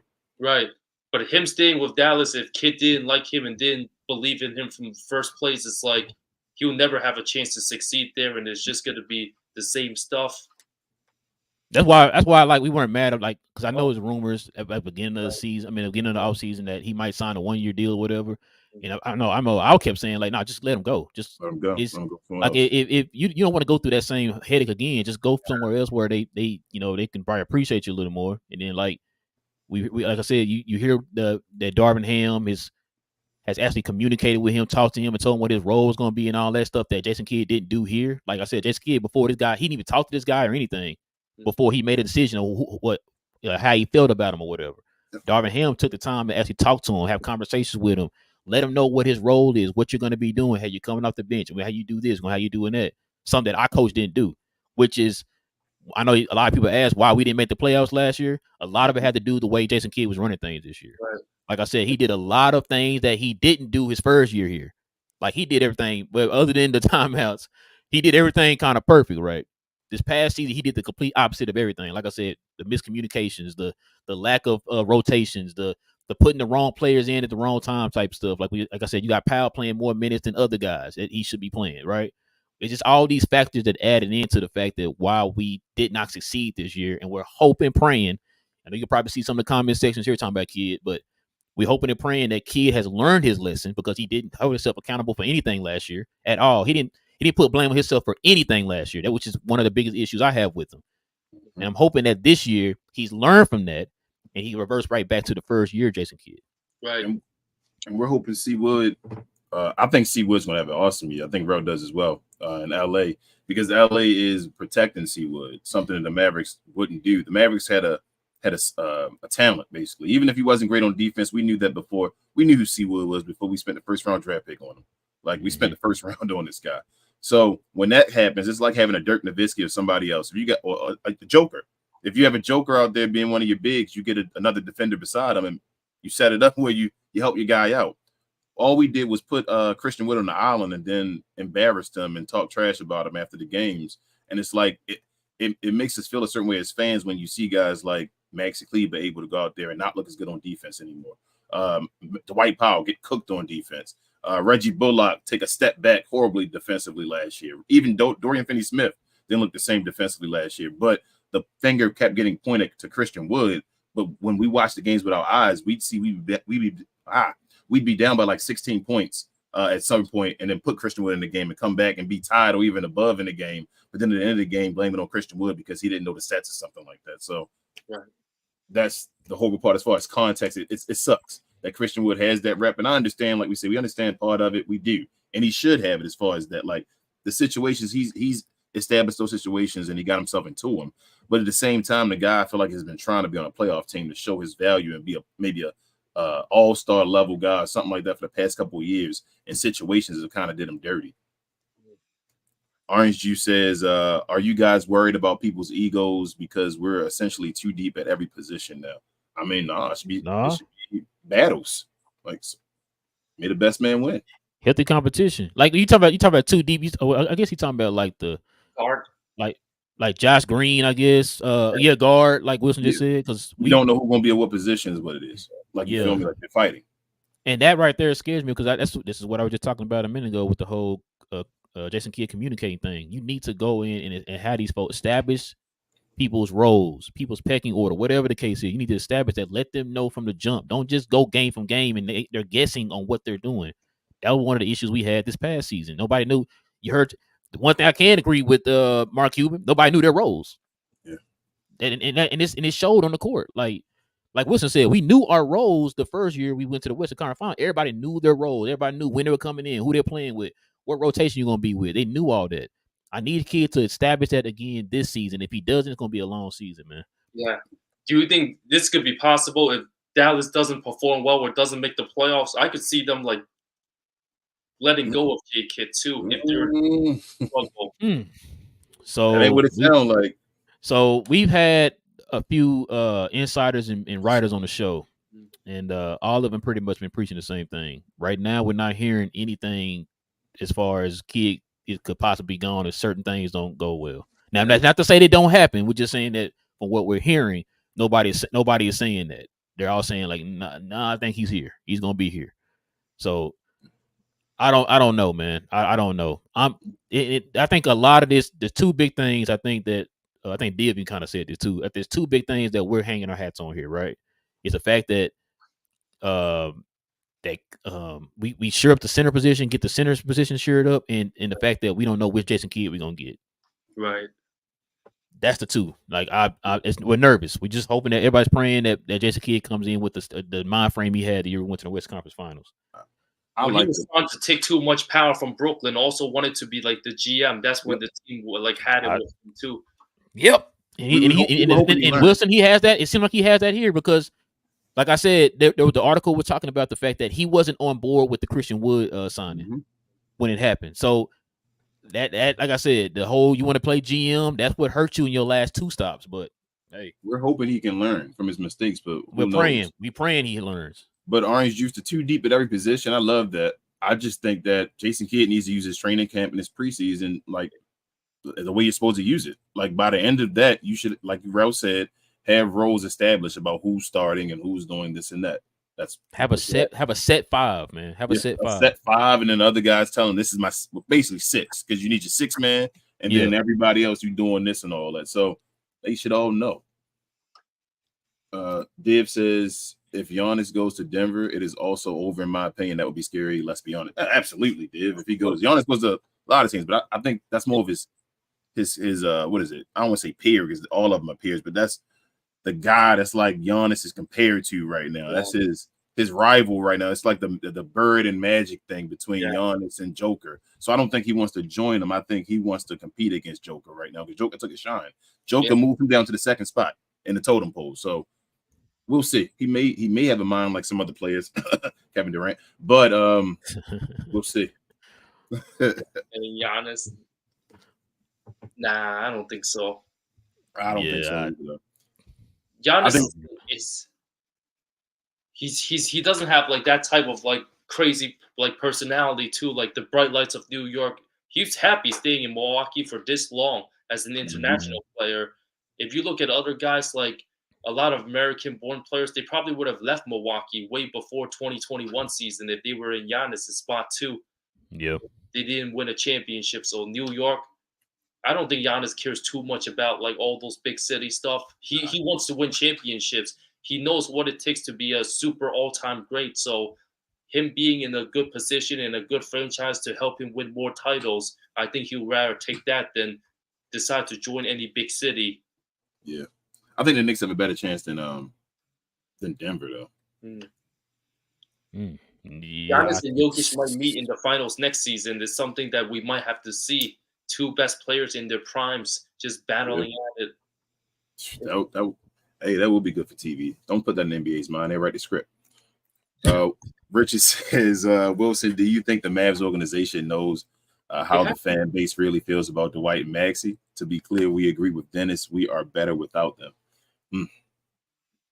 I mean, they pretend like they don't know. Wilson, what do you think?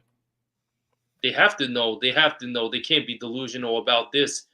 But Cuban, he needs to be in a better state of mind too and not be super emotional about certain stuff. Like, I feel like a lot of his business situation stuff, like his like some of the like the crypto that he endorsed, like the scam stuff, like I feel like that got to him a little bit and that just made him more angry, like in other aspects of life. So he's gotta like focus just basketball, his business stuff, and let everyone, like we mentioned this in the last podcast, just let Nico Harrison and other guys just do all the basketball stuff and Cuban just stay out of it because he's made a lot of mistakes for his personal ego stuff. That backfires. So Cuban should be smart enough to let the guys handle the expertise that he's not as knowledgeable at, but they should absolutely know. It's not like you said Steve Ballmer. That's what he do. Just let you guys do their job. Like I saw a comment. Someone said like, "Oh, Dwight Powell's technically like almost a Udonis Haslem with Dallas now." He's getting I mean, if he is, listen. We'll see. We'll see. Dwight Powell's in the jersey retired. Wilson, you know that they're gonna retire Dwight Powell's jersey. Richie said it's the picks, saying he has picks on Mark Cuban. Uzi says, "What up, Uzi?" He says Roy Topley was definitely a powerful. See, that's what I said, Uzi. I said that, but like I said, I've heard from multiple like old school cats. I think even Freezy told me that. I think Freezy said he was a center. I'm like, I don't know. I thought he was a power forward. Growing up, I thought he was a power forward. So I don't know. Chico said, "What's good, fellas?" What up, Chico? He said Seth plays well with Kai too. They beat Golden State last year with no KD on the Nets. Wait, they did have Claxton. Yeah, something Dallas needs. Yeah. But Stephen, we're hoping Lowry can beat Claxton. That'd be nice. Steph in the regular season can really be draining bombs like a lot. So he's a great shooter, definitely just a good fit, good energy type guy, and he knows his role inside out. So he's gonna get buckets and contribute. You just can't play him more than like 23 minutes because on defense he's just too little, and you can't play him and Kyrie for too long of a stretch at the same time. That's way too small. I said like 18 minutes. Richard, 18 minutes. Richard says, "Oh, Dwight take it on the little kid." What is going? Yeah, wow, man. Uncle Slow Moses. Top of the morning, fellas. What up? He says, "I'm truly starting to worry if Luka doesn't get this referee thing under control. Kyrie could be the last star talent that we find to play with him. Your take, please." I mean, he's the first guy, so I ain't going that far yet, but I do want him to get the referee thing under control, though. Uncle Slow-Mo, real talk. I'm starting to hate it. I've already hated it, but like I hate it, man. But I was listening. I think Bibbs. Shout out to Bibbs and Reese, the Mavs Outsiders. I think they said they kind of said on the show, man. I hate to have this mind frame, but we might have to just live with it, y'all. I'm sorry. He too gone though. Like it hurts. It's a point of crying. Like LeBron cries and he cried, but he didn't hurt the team. Like he didn't. You feel me? Like Luka hurts the team with his crying. He has to figure out how to not do that. Right. Somebody's gonna have to tell him, like, listen, if you want to say something to the refs, say it at the dead balls. Yeah. Like during somebody shooting free throws, go over there and tell them, hey man, you know, this and that, this and that, this or whatever. Or out of a timeout, everybody walking back to the court, hey ref, they doing this and that and this and that and this. Like do it on those times. Don't as soon as the play happens and they don't call the foul, you're stopping and having a full-fledged conversation with the ref and they're going on the other end. Like I literally sat there and watched that New Orleans game where Herb Jones went down there and scored twice. He scored 5 points off of Luka because Luka was down there complaining to the referees. And I'm like, bro, those types of things hurt the team, bro. You got to get back on defense. Like, I understand you upset and all that, but like I said before, you're already shooting like, 10, 11 free throws a game. Like, bro, it's not like you're not getting any calls. Right. I don't understand if you don't shoot like 5 free throws a game and you're constantly getting hit every game. You're like, dang, why am I only shooting 5? Like Monte Ellis was. But, like you're still shooting 10 or 11 free throws a game, bro. Just get back on defense. Talk to the referees on the dead balls and get them to understand, hey, man, they pulling my arm or they hit me or whatever the case is. And they'll see that. They'll try to keep their eye on that and they'll probably look out for it next time. But don't show the referee up, man, in the middle of a play while we get beat on the other end. I know Jay Kidd went through his anger management and all that, but Yeah. Jason Kidd got to be more vocal. Right. Jason Kidd has to protect his guys in that situation. Knowing that Luke is over there, Luke could go back. I'll yell at the ref right now. You feel what I'm saying? Like Jason Kidd. And that's what Rick used to do. Yeah, like you have to. I don't know. They got to figure it out. Rick used to get tossed and everything for that, man. Like, yeah. you got to stick up for your players, bro. You don't With got necessarily be calling them out their name and all that, but just stick up for your players. With What you say, Wilson? Does Dallas have any assistants that's a tough guy that can calm down Luka like that? I know they fired their offensive coordinator, like Greg St. Jean. We got hoopers. I'm not sure who they replaced him with. I mean, if you want to, maybe like a Jared Dudley, I guess. Yeah, that'd be a good one. Someone that can grab him and be like, chill out, Luka, and whatnot. But I think Luka, if he really takes an example out of Jokic's playbook, remember Jokic used to be the big hothead before Luka, like right before he was winning like MVPs and whatnot. Even in his 2021 season, when he lashed out on Phoenix and like just smacked campaign like in the arm and whatnot. Oh yeah. Just going crazy with the refs and getting ejected. Jokic, he doesn't do that anymore. He just focuses on being the other team. He doesn't really talk bad at the ref anymore and just plays ball. And look at the results and maturity level last couple years. If Luka can take a page out of that book, I think he could definitely be even better and just take his anger on the other team like he did 2022 to Phoenix. If Luka can do that and talk up to the refs, then we see a maturity stage. Everything's gonna go to a whole nother level. I was watching Game 7 highlights again of the Phoenix Suns series, and Luka wasn't talking to the refs at all because he wasn't worried about the refs. He was worried about just cooking the Phoenix Suns. He was worried about them. He was angry. So that's the Luka. I told Queen that my wife is like, I love when Luka's in that mode when he's not even worrying about the refs at all. He just wants to cook you. Like you can't stop me, and that's how I wish he plays all the time. So all we need is somebody to talk noise to him before the game, so that way he like somebody should always. They got to find a way to motivate him the way he that Michael Jordan motivation. Yes. Michael Jordan needed motivation for every game. I agree. That's why Dallas needs to get to a fast start, and they need like the first 30 games. If they go like 18-12, that's solid. 19-11, even better. 20-10, that's excellent. Ooh, yeah, I say 20-10. Everything got to get clicking. So there's like a little margin of error. Like midway in the season if they struggle a little bit. But if they struggle and go like 500, like first 30 games, I think they're screwed because then they're going to start getting mad. And then Kyrie might have his issues. He might feel a certain way and it could be disastrous. So first games, they have to take it seriously. And they play San Antonio like 3 times in, I believe, the first month of the season. So they got somewhat of a schedule, it seems. As they should. Richard says, seriously, Wilson, do you think Kidd's seat is warm at all? We kind of talked about it already, but he is pretty warm. He's got to win and got to get his guys under control. He can't do what happened last season because that's fireable. If he repeats this year habits. Richard says, I'll be cool now and got my Dwight slander out now. Cheese Shots says if Luka was to miss extended time to injury, that's malpractice on Mavs. Why wasn't Mavs front office more careful with franchise playing hurt during meaningless games in recent tournament? We can't say meaningless, man, because it wasn't meaningless for the country. Man. Meaningless, man. Like that's the catch-22 of having a foreign-born player. Yep. Team USA players, American board might view those games meaningless, but players in other countries, they know how many people grow up watching them and idolize them. It means a lot to them, more so than a lot of NBA, especially for like the role players too. They might get 20 minutes off the bench for NBA teams, but when they play balling over there, that they're prideful of that because they know like how far they made it and it's inspirational. So, wow, Johnny B said, I'm not going to read all of it. He said, I told y'all Powell has pics of Cuban on an island. That's what I'm going to say for the podcast listeners. Well, welcome to the Glow Yard, Wilson. Welcome to the Glow Yard. We Talk Hawks TV. Damon, appreciate Damon, you. what up, man? He says, we have Clint Capella. Y'all want him? Not for that first round pick, man. Nah, you talk, man. You want to take Josh Green, Jaden Hardy, and 2 firsts? No, I'm not doing all that, man. That's a y'all, lot. wow. Nah, I'm not doing that for Clint Capella. I'm sorry. 6. We got Larry here, Glow Yard Gang member, one of the favorite Glow Yard Gang members, actually. He says, for everyone, what will be considered the bare minimum that you will need to see to call this season a success for the team, players, and coaching?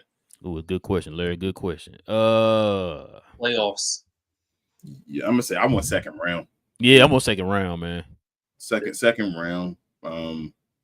That's basically it, Larry. Like second round, everything should be fine with the players and coaching and all that. I feel like it's going to depend on matchups too, because the Western Conference, there's no such time for BS and missing games because all the teams are so competitive. Like it could be a tight race. Other teams got injuries from certain stars and guys, so their records kind of like fluctuate. Like one day, like the Lakers hot start, let's say LeBron and AD healthy, they could be like the 3 seed, and then both of them miss like a couple weeks, they could fall down to like the 6 seed, and it's just going to be a margin of games. And Dallas, their offensive style with Luka and Kyrie, they're still going to be pretty weak on the glass. But in those close games, are they able to win those tight games and have a lot of energy left towards the second half of the season to really close them out? Last year, I also think Dallas, they ran out of gas a little bit. Their body language was poor come after All-Star break. And this season, they have to learn how to like finish strong and win those close games. Every close game is going to be important. It could be the difference between getting the 5th seed or the 9th seed. It could be just like a 3-2 margin. You're 100% correct, Wilson, because like you said, last year we were winning a lot of those tight games because of Luka, right? We were winning close games against like Houston and San Antonio, got teams like that, but Luka having scored like 50 points, 50, 60 points, just supposed to barely squeak out a win. So yeah, you're right, man. And I think Luka ran out of gas, and they started showing towards the end of the season and stuff because he was doing a lot of carrying. Body started breaking down. He had that what was it, the thigh bruise, hamstring? No, it wasn't hamstring. What was it? What's the injury he got right now? It's the leg. It's the thigh. The thigh, yeah, something with the thigh right now. That's lingering from last March. He even talked about it during the FIBA. So yeah, you 1,000,000% right, man. It's hip area or something like that. Almighty said we getting Brunson and Giannis duo. I thought y'all was getting Embiid, man. What happened? I thought they was getting Donovan Mitchell. Chico says, "Hey, you know what? Almighty, I'm gonna be for real. Y'all could. I mean, he didn't sign an extension, and he said it rumors that he might not be doing it. They might be getting their wish. Like 6 feet guards. Okay, Chico says Kyle will definitely do what he has to do to fit, but Uncle Drew comes out in the 4th. I don't know if he regresses. So my statement out of regress, Chico. I don't think he regresses. I said he fits more into the mold of what he needs to do. Right. I don't think he regresses. There's going to be some 4th quarter takeovers where he just goes banana and drops like 20 points. Like Luka's still going to be the leading scorer in a lot of nights, but there's going to be those Kyrie masterful nights where he's going to drop like 40 and really feel himself. But he's also going to struggle some nights too and only score like 18 points. But if Dallas can balance that out and all the other guys like score in double figures, 6 guys in double figures, I can see that recipe for success too. Can you ask you a question? Go ahead, I'm sorry. Because it sounds like we're gonna step our pace up. You think our defense will be good enough to balance out the pace? Yes. Okay. I think the defense is fine. All we just missing is the anchor. So I think we have. The reason why I ask, I know everybody talking about our defense needs to be better, but a lot of reasons why our defense, like that year we had the top 10 defense, is because we had a slower pace, right? Yeah. But we're hearing right now our pace is going to step up. They want to play faster. Yeah. Can our fast pace? Can our defense keep up with our fast pace? You can go at a faster pace, but you got to be efficient. You feel me? It's about efficiency. You can't miss and then allow long rebounds and stuff and breaks. If they got to play efficient, quick offense. They got to find a way to do that. But I think they'll be fine. I feel like our defensive, like just guys, pedigree is just way better than it was in 2020. You feel me? Or 2021, whatever it was. Like I feel like we don't have like like we only had 2 guys that year. I feel like really, it wasn't just Dodo and Reggie Bullock. That was it. They had to play the if whole game. you wanna throw in Maxey, I mean, right. I guess, but And yeah, Max Reggie. some injuries too. So yeah. That's the issue. That's why he didn't want to throw. That's why he didn't want to throw Maxey in there because of the So injury. now we have what? We have Josh, Grant, Omax, Axum, Maxey. You feel me? Like Lively. I feel like we have a bunch of guys now that can play defense. So it's about Derrick Jones Jr. Oh, yep, DJJ. I forgot about him as well. Feel me? Like we have a bunch of guys that throw at guys now. So like I don't think Kawhi goes and makes every shot in the fourth quarter against us now. You feel me? Like for the whole series, that doesn't happen anymore. So it's about having that anchor, stopping possessions, like you said, bro. If we can stop possessions with rebounds, I think we'll be perfectly fine. right. And Luka's also really good playing at like the slow pace too. Like, how would you guys see him like playing with Kyrie? Kyrie likes to push the pace. Is Luka? That's the question, Wilson. That's the question. Well, just all he doesn't even have to run the ball. The issue with Luka is so great. He's one of those like Joker. Joker can push the ball ahead, the Kevin Love pass and all, and let the other guys run and all. He doesn't have to be the guy. That's how you get breaks. That's how you take a break. Yeah, remember that one game he did? He had like five assists early in the game doing that, the pushing up ahead assist. Push it ahead. That's where you're already back on defense. Right. Contract year. Dave says this is a contract year. Yep, for AD. What do y'all see is happening if he gets injured again this year? Do the Lakers sign / extend him? No, he got the extension. And he got the extension already. LeBron ditching Lakers if AD keeps getting injured. They gave him the extension, Dave. Yeah, they gave him extension. That wasn't like 3-year extension. Yeah, they gave him the extension. Like 126 or something. Yeah, 126. Yeah, he got the extension. Like, is he gonna make more or less than $1 million a game? Is he gonna play 126 games over those 3 years? Over them 3, that's wild if he can't do that. Yeah. Oh, and Anthony Davis, like, is he 30? Is he just at 30? He's 30. He's not that young anymore. 30. Yeah. All those injuries piling up. Almighty said Brunson is generational. If he is generational, it's because he played beside Luka. He's a smart player. I wouldn't say generational, just good all-star player, but he's good. He's very good, but he's not generational. Yeah. Div says laughing my butt off at generational. Haha. Yeah. Oh, you talking about Almighty. Yeah. Luka's generational. Yes. Almighty says Fournier for Josh. Nope. Hey, how you trying to give us Fournier? We tell y'all this every show. No, man. Knick fans hate Fournier too. Yeah. Oh, we know. I'll even have Freezy call me out the blue like, "Hey, y'all gonna take Fournier yet?" No, I don't want Fournier, bro. We don't want Fournier. Dave says I believe Nico has so much guard depth because I really feel he will trade someone like a Green or Hardy and try to address either another wing or center. Or he's actually going to trade Tim Hardaway. I mean, yeah. Oh man, Precision says Dwight Powell sucks at basketball. How would you guys feel if Dwight Howard was your center instead of Dwight Powell? Current Dwight Howard. I would have took him last year, Wilson. When we were having the issues and not having a center, I wanted Dwight Howard last year. I would have said I didn't know why we didn't call Dwight up and say, "Come on, we just Dwight, Boogie Cousin, somebody, man. We needed somebody at that position, man, because it wasn't getting done." Cuban's so salty about Dwight not going to Dallas 8 years ago. He's got to get. I think he's still probably holding that grudge, but he's got to get over that. If that's the case, he got to take his personal feelings out of business. Like, and that's why he should not be running. That's why I said let Nico make the decision. But hey, whatever, we got on that already. Potato says Stein said Indiana is confident they can get a first round pick for Buddy Hield. I hope I got that Indiana's spirit in life. I'm fine. And let them get that first round.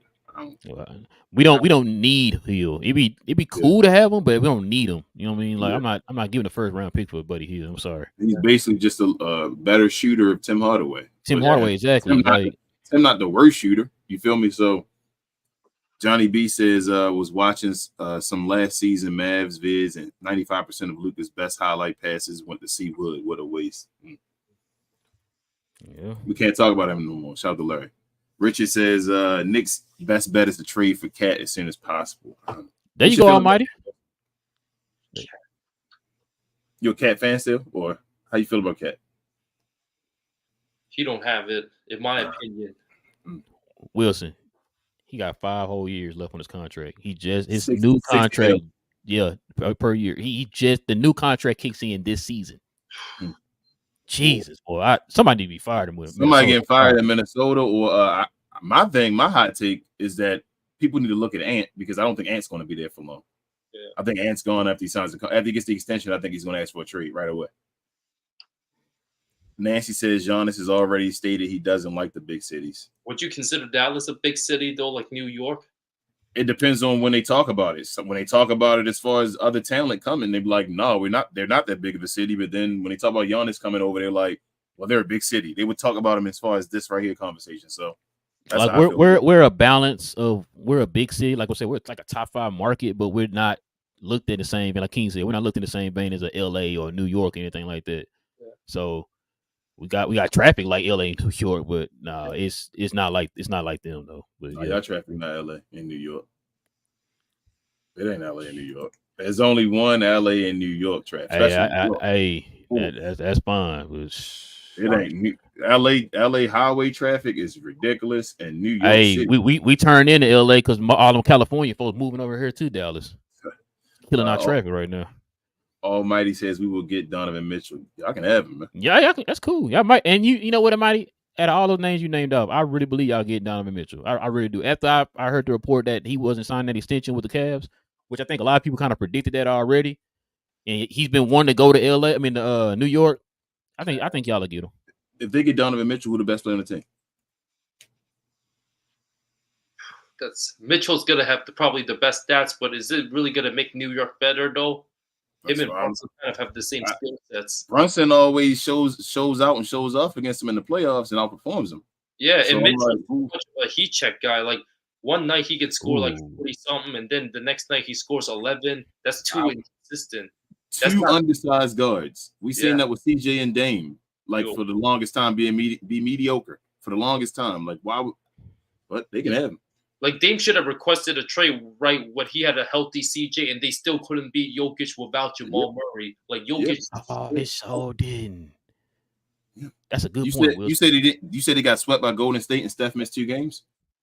Oh no, Portland. Yeah, in the Western Finals. In the Western Conference Finals. When Portland was healthy, they still couldn't beat a Jokic team without Jamal Murray in 2021. I know that one. I was just saying the other one as far as I think that year Golden State, they played him in the Western Conference Finals. I think Steph missed the first 2 games. 2019. Yes, one of those years, yes. And they couldn't get a game.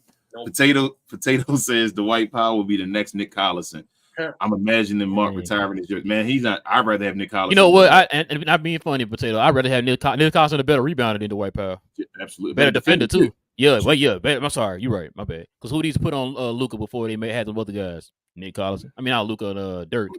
Yep. Yeah, it's put Nick Collison on him. I mean, he ain't shut him down or nothing, but I mean, he's still a better defender. I mean, who does? Kevin Garnett got exactly. You feel me? TGK right now would probably get more rebounds than Dwight Powell. Yes. Without being able to move. Hey, with no knees. Yep, just knowing where the ball will come off. TGK, he's a Glow Yard Gang member. Also watch his channel, please, y'all. He says, thanks for the content. No problem, TGK. Thank you. Thank you, sir. You could have been anywhere in the world, but you're here with us. We appreciate it.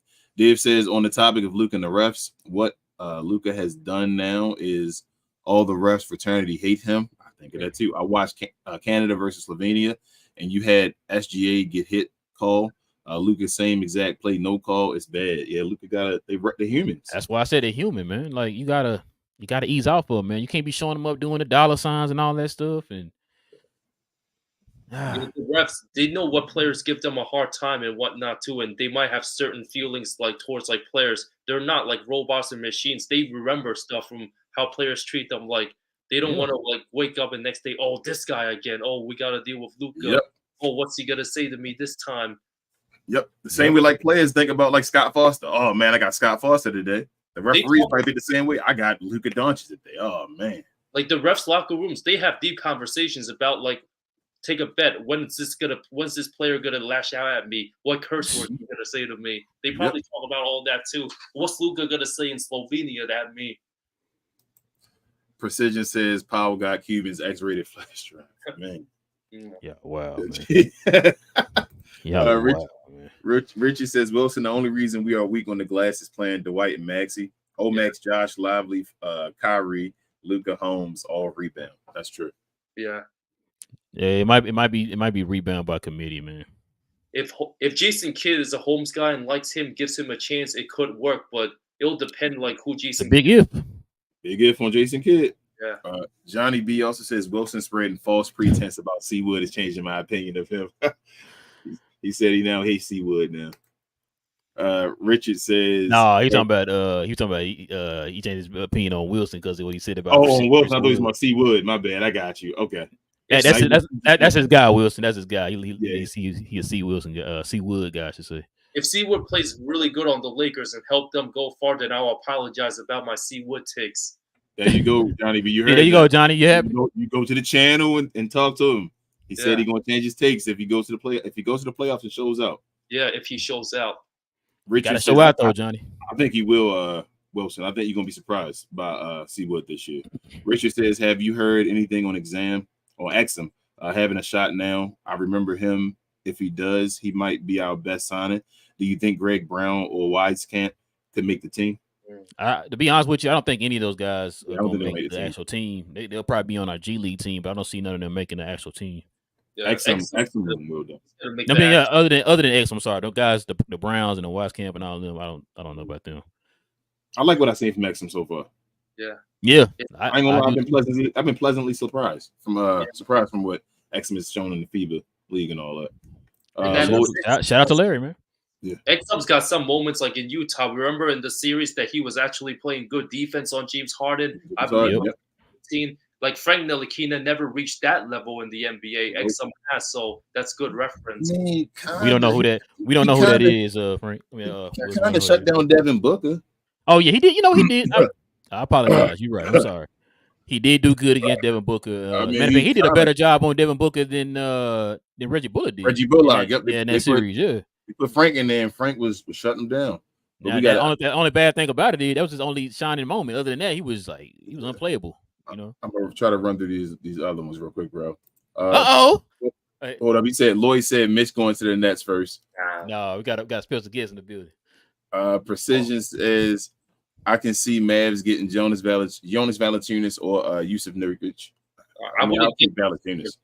He's like paid till 2026, a lot of money, takes up cap space, and he gets injured way too much now. He's not the same. Yeah. I told you. Oh, I see a special guest, bro, as well. Almighty says if we have a Brunson and Mitchell backcourt, we have to surround them with defenders. Yeah, you really do. Defenders. Yeah, you got to do like what Cleveland's doing, Almighty. Yeah. But even how tall is what's his name? Darius Garland. He's still like 6'3". Yeah, he's like 6'1", yeah. He only 6'1"? Yeah, like 6'1", 6'2". Jeez. I don't even think he's 6'2". Maybe he might not be. I didn't think he was that short. He's small. He's very small. And Mitchell's only 6'1". But yeah, I know Mitchell's short. I thought but Garland's smaller. Smaller than Trae Young, I think, too. Dang. Yeah. Wow. Lloyd says Darius Garland's nice too. He's a baller. Lloyd says if Donovan moves to the Knicks, will people give him the same energy they give to KD about joining Golden State? Not even close. Nah. New York's not. The Knicks not that. Yeah. And Donovan Mitchell's nowhere near KD's category in superstar level. Yeah, exactly. They're gonna be like, oh, he went to New York. Oh, okay. Yeah. No disrespect to the Knicks, but like they ain't won a championship in forever. Like it's not the Warriors that won the year before and put KD out after having a 3-1 lead. Knicks haven't won a championship since Dallas franchise wasn't around back then. Last time we won. Ooh, that's true though. That's true. Shout out to Lawrence Steers, Freezy. Div says it hurts to see Euro coaches quickly figure out to target Powell in the playoff rounds repeatedly. It was embarrassing even throughout the tournament. They target Powell every time on pick and roll. Talking about the FIBA tournament. Yeah, I mean, as you should. And Dallas is going to start him too if they don't make it. Almighty, every time Powell is played in the playoffs, he can't play in the playoffs, Wilson. Like, he literally gets played off the floor every time we make the playoffs, and we keep playing him as our starting center every year. Almighty says Brunson, Mitchell, and one more star. Go get Cat. See if they can run. Potato said not comparing the games of Nick Collison and Dwight Powell. Nick is way better than Powell. They're just both community guys giving their best effort, playing, and everybody in the city loves them. Yes, Potato, but like you said, Nick can give something to the team, though, so you can keep him around. Yeah. We see you, Trey. Trey, what up, man? Finally, man. You need to come on the member only shows, man. You tripping. Orange Juice said, I had an actual dream last week about the White Powell getting booed, and then he got taken out of the game and the fans were cheering. Y'all feel like that would happen, bro? Now it's gotten to that point now? No. I know you told me before, no, the Mavericks fans would not do that. When's that going to happen? The 7th game of the season or the 27th game? If we start, that's what I'm saying. If say we start off like not good, and the White's the starting center, you don't think they'd boo him? These are the same people that they got excited when Powell had, like, what was it, 4 or 5 good games out of 82. All right, ready for Maxey and all that. Yeah, and they started passing out those apology letters on Twitter and all that. Yeah. So, nah. What up, L? Hey, She says, Rel and King are right about Seawood not getting a chance to prove that he is a team player. He brought us up when we were down in some games. He had value. I agree. But I can understand from the outside looking in as well, too, L. Yeah, like I said, like Will's not the only one who said, because we even saw, like you said, what was it? Bradley Beal said that. He said he heard some things like that about Will. Or what's his name? Andre Iguodala. Yeah, sorry. Who'd I say? You said Bradley Beal. Yeah, Andre Iguodala, my bad. Yeah, he's the one who said it, but yeah. Bradley Beal.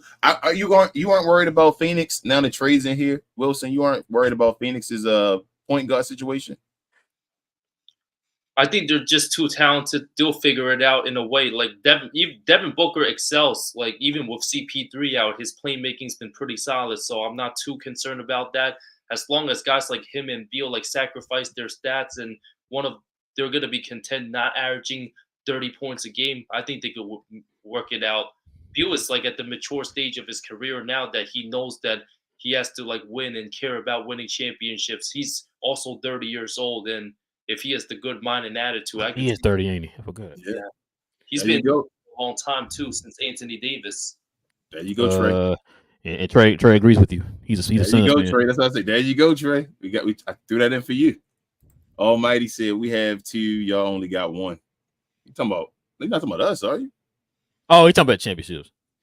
Championships. I got you. Okay. I'm talking about players, like superstars. I'm gonna say, I was like, I had that attitude, and I was like, 2. Okay, I knew you talking about. Yeah. Yeah, but don't y'all got 2 before we even existed? So if we go got like 3 or 4 years before we started existing, since we existed, we got 1. Y'all got none, right? Okay. At least Dallas statue of Dirk Nowitzki. New York don't got a statue of any player even now. Yeah. And even since Dallas existed, I feel like Dallas has been to the finals more times than New York has. Oh, that's not without a question. So New York twice, Dallas twice. New York's been twice since we've been. Yeah. No, New York they went once in '99. And they lost to the Spurs. 94 as well. Oh, they did. Oh, yeah, that's how they go. They did go 94. You're right. Yep. Forgot about that. They did go 94. Pat got it destroyed by the Dream. Yep. Dave says, "Great show, guys. Thank you." So the next time the Knicks go to the finals, are they gonna play Dallas? Because they play a Houston team and San Antonio. So they did. It might be Dallas next time. Oh, that'd be awesome, Almighty. You hear that? Frank says, kid said on the Stein pod that he talked with THJ about being and winning 6-man. Okay. So Green. Josh Green. Oh, he not going nowhere. Josh Green with the green light. Yep. That's a good one. Yeah, good one. Dave says, let's be real. Knicks will trade for injury-prone Zion, and he will be injured again. Book it. Jeez. Ooh. And that's it right there, man. All right, man. That's going to probably do it for us, guys. We definitely appreciate you. We'll be right under 2 hours, too. Yeah, man. Listen, guys, we definitely appreciate everybody rocking with us for a brand spanking new episode of We Talk Mavs, man, with our guest Wilson Sion, guys. Listen, everybody, please do us a huge favor, man, and go and follow this guy here, man. Like I said, great follow. Definitely a student of the game. He definitely loves the game of basketball. You can tell by some of his videos. Go ahead and follow him at Wilson Side on YouTube and Wilson Side 93 on Twitter, or as King would say, the X. Some guys, X. I still call it Twitter, so it's all good. I put the little bird on there. He's good.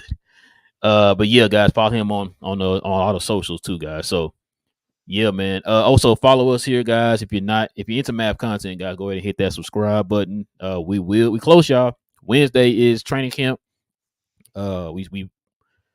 We need to get this done roundtable thing set up, man. Yeah, I procrastinated. I apologize. This time, I'll probably sum the back symbol today. TGK, you in here? Yeah, TGK. I'll send it out. But yeah, we're gonna probably get that set up. But yeah, go ahead and follow us, guys. Subscribe to the channel for more Mav content. Go ahead and hit that like button as you guys are watching or on your way out. We definitely would appreciate it. Also, too, guys, follow us on all our socials. We got our links down below in the comment section. It will be up in podcast form here, guys, in a little bit. So for the folks who listen to us on podcast form, appreciate y'all. If you guys are into King Show Me shirt, you guys want some of our merch, you guys can go to our page here on YouTube, go to the About tab, scroll down and click on Glow Merch. It'll take you right to the page. And also, too, guys, if you want one of the channel's jerseys, like y'all see back here behind me, the channel's jerseys, guys, just email us. We have our email down in the comment section below, too, guys. You can email us at glowsunproductions.1014@gmail.com.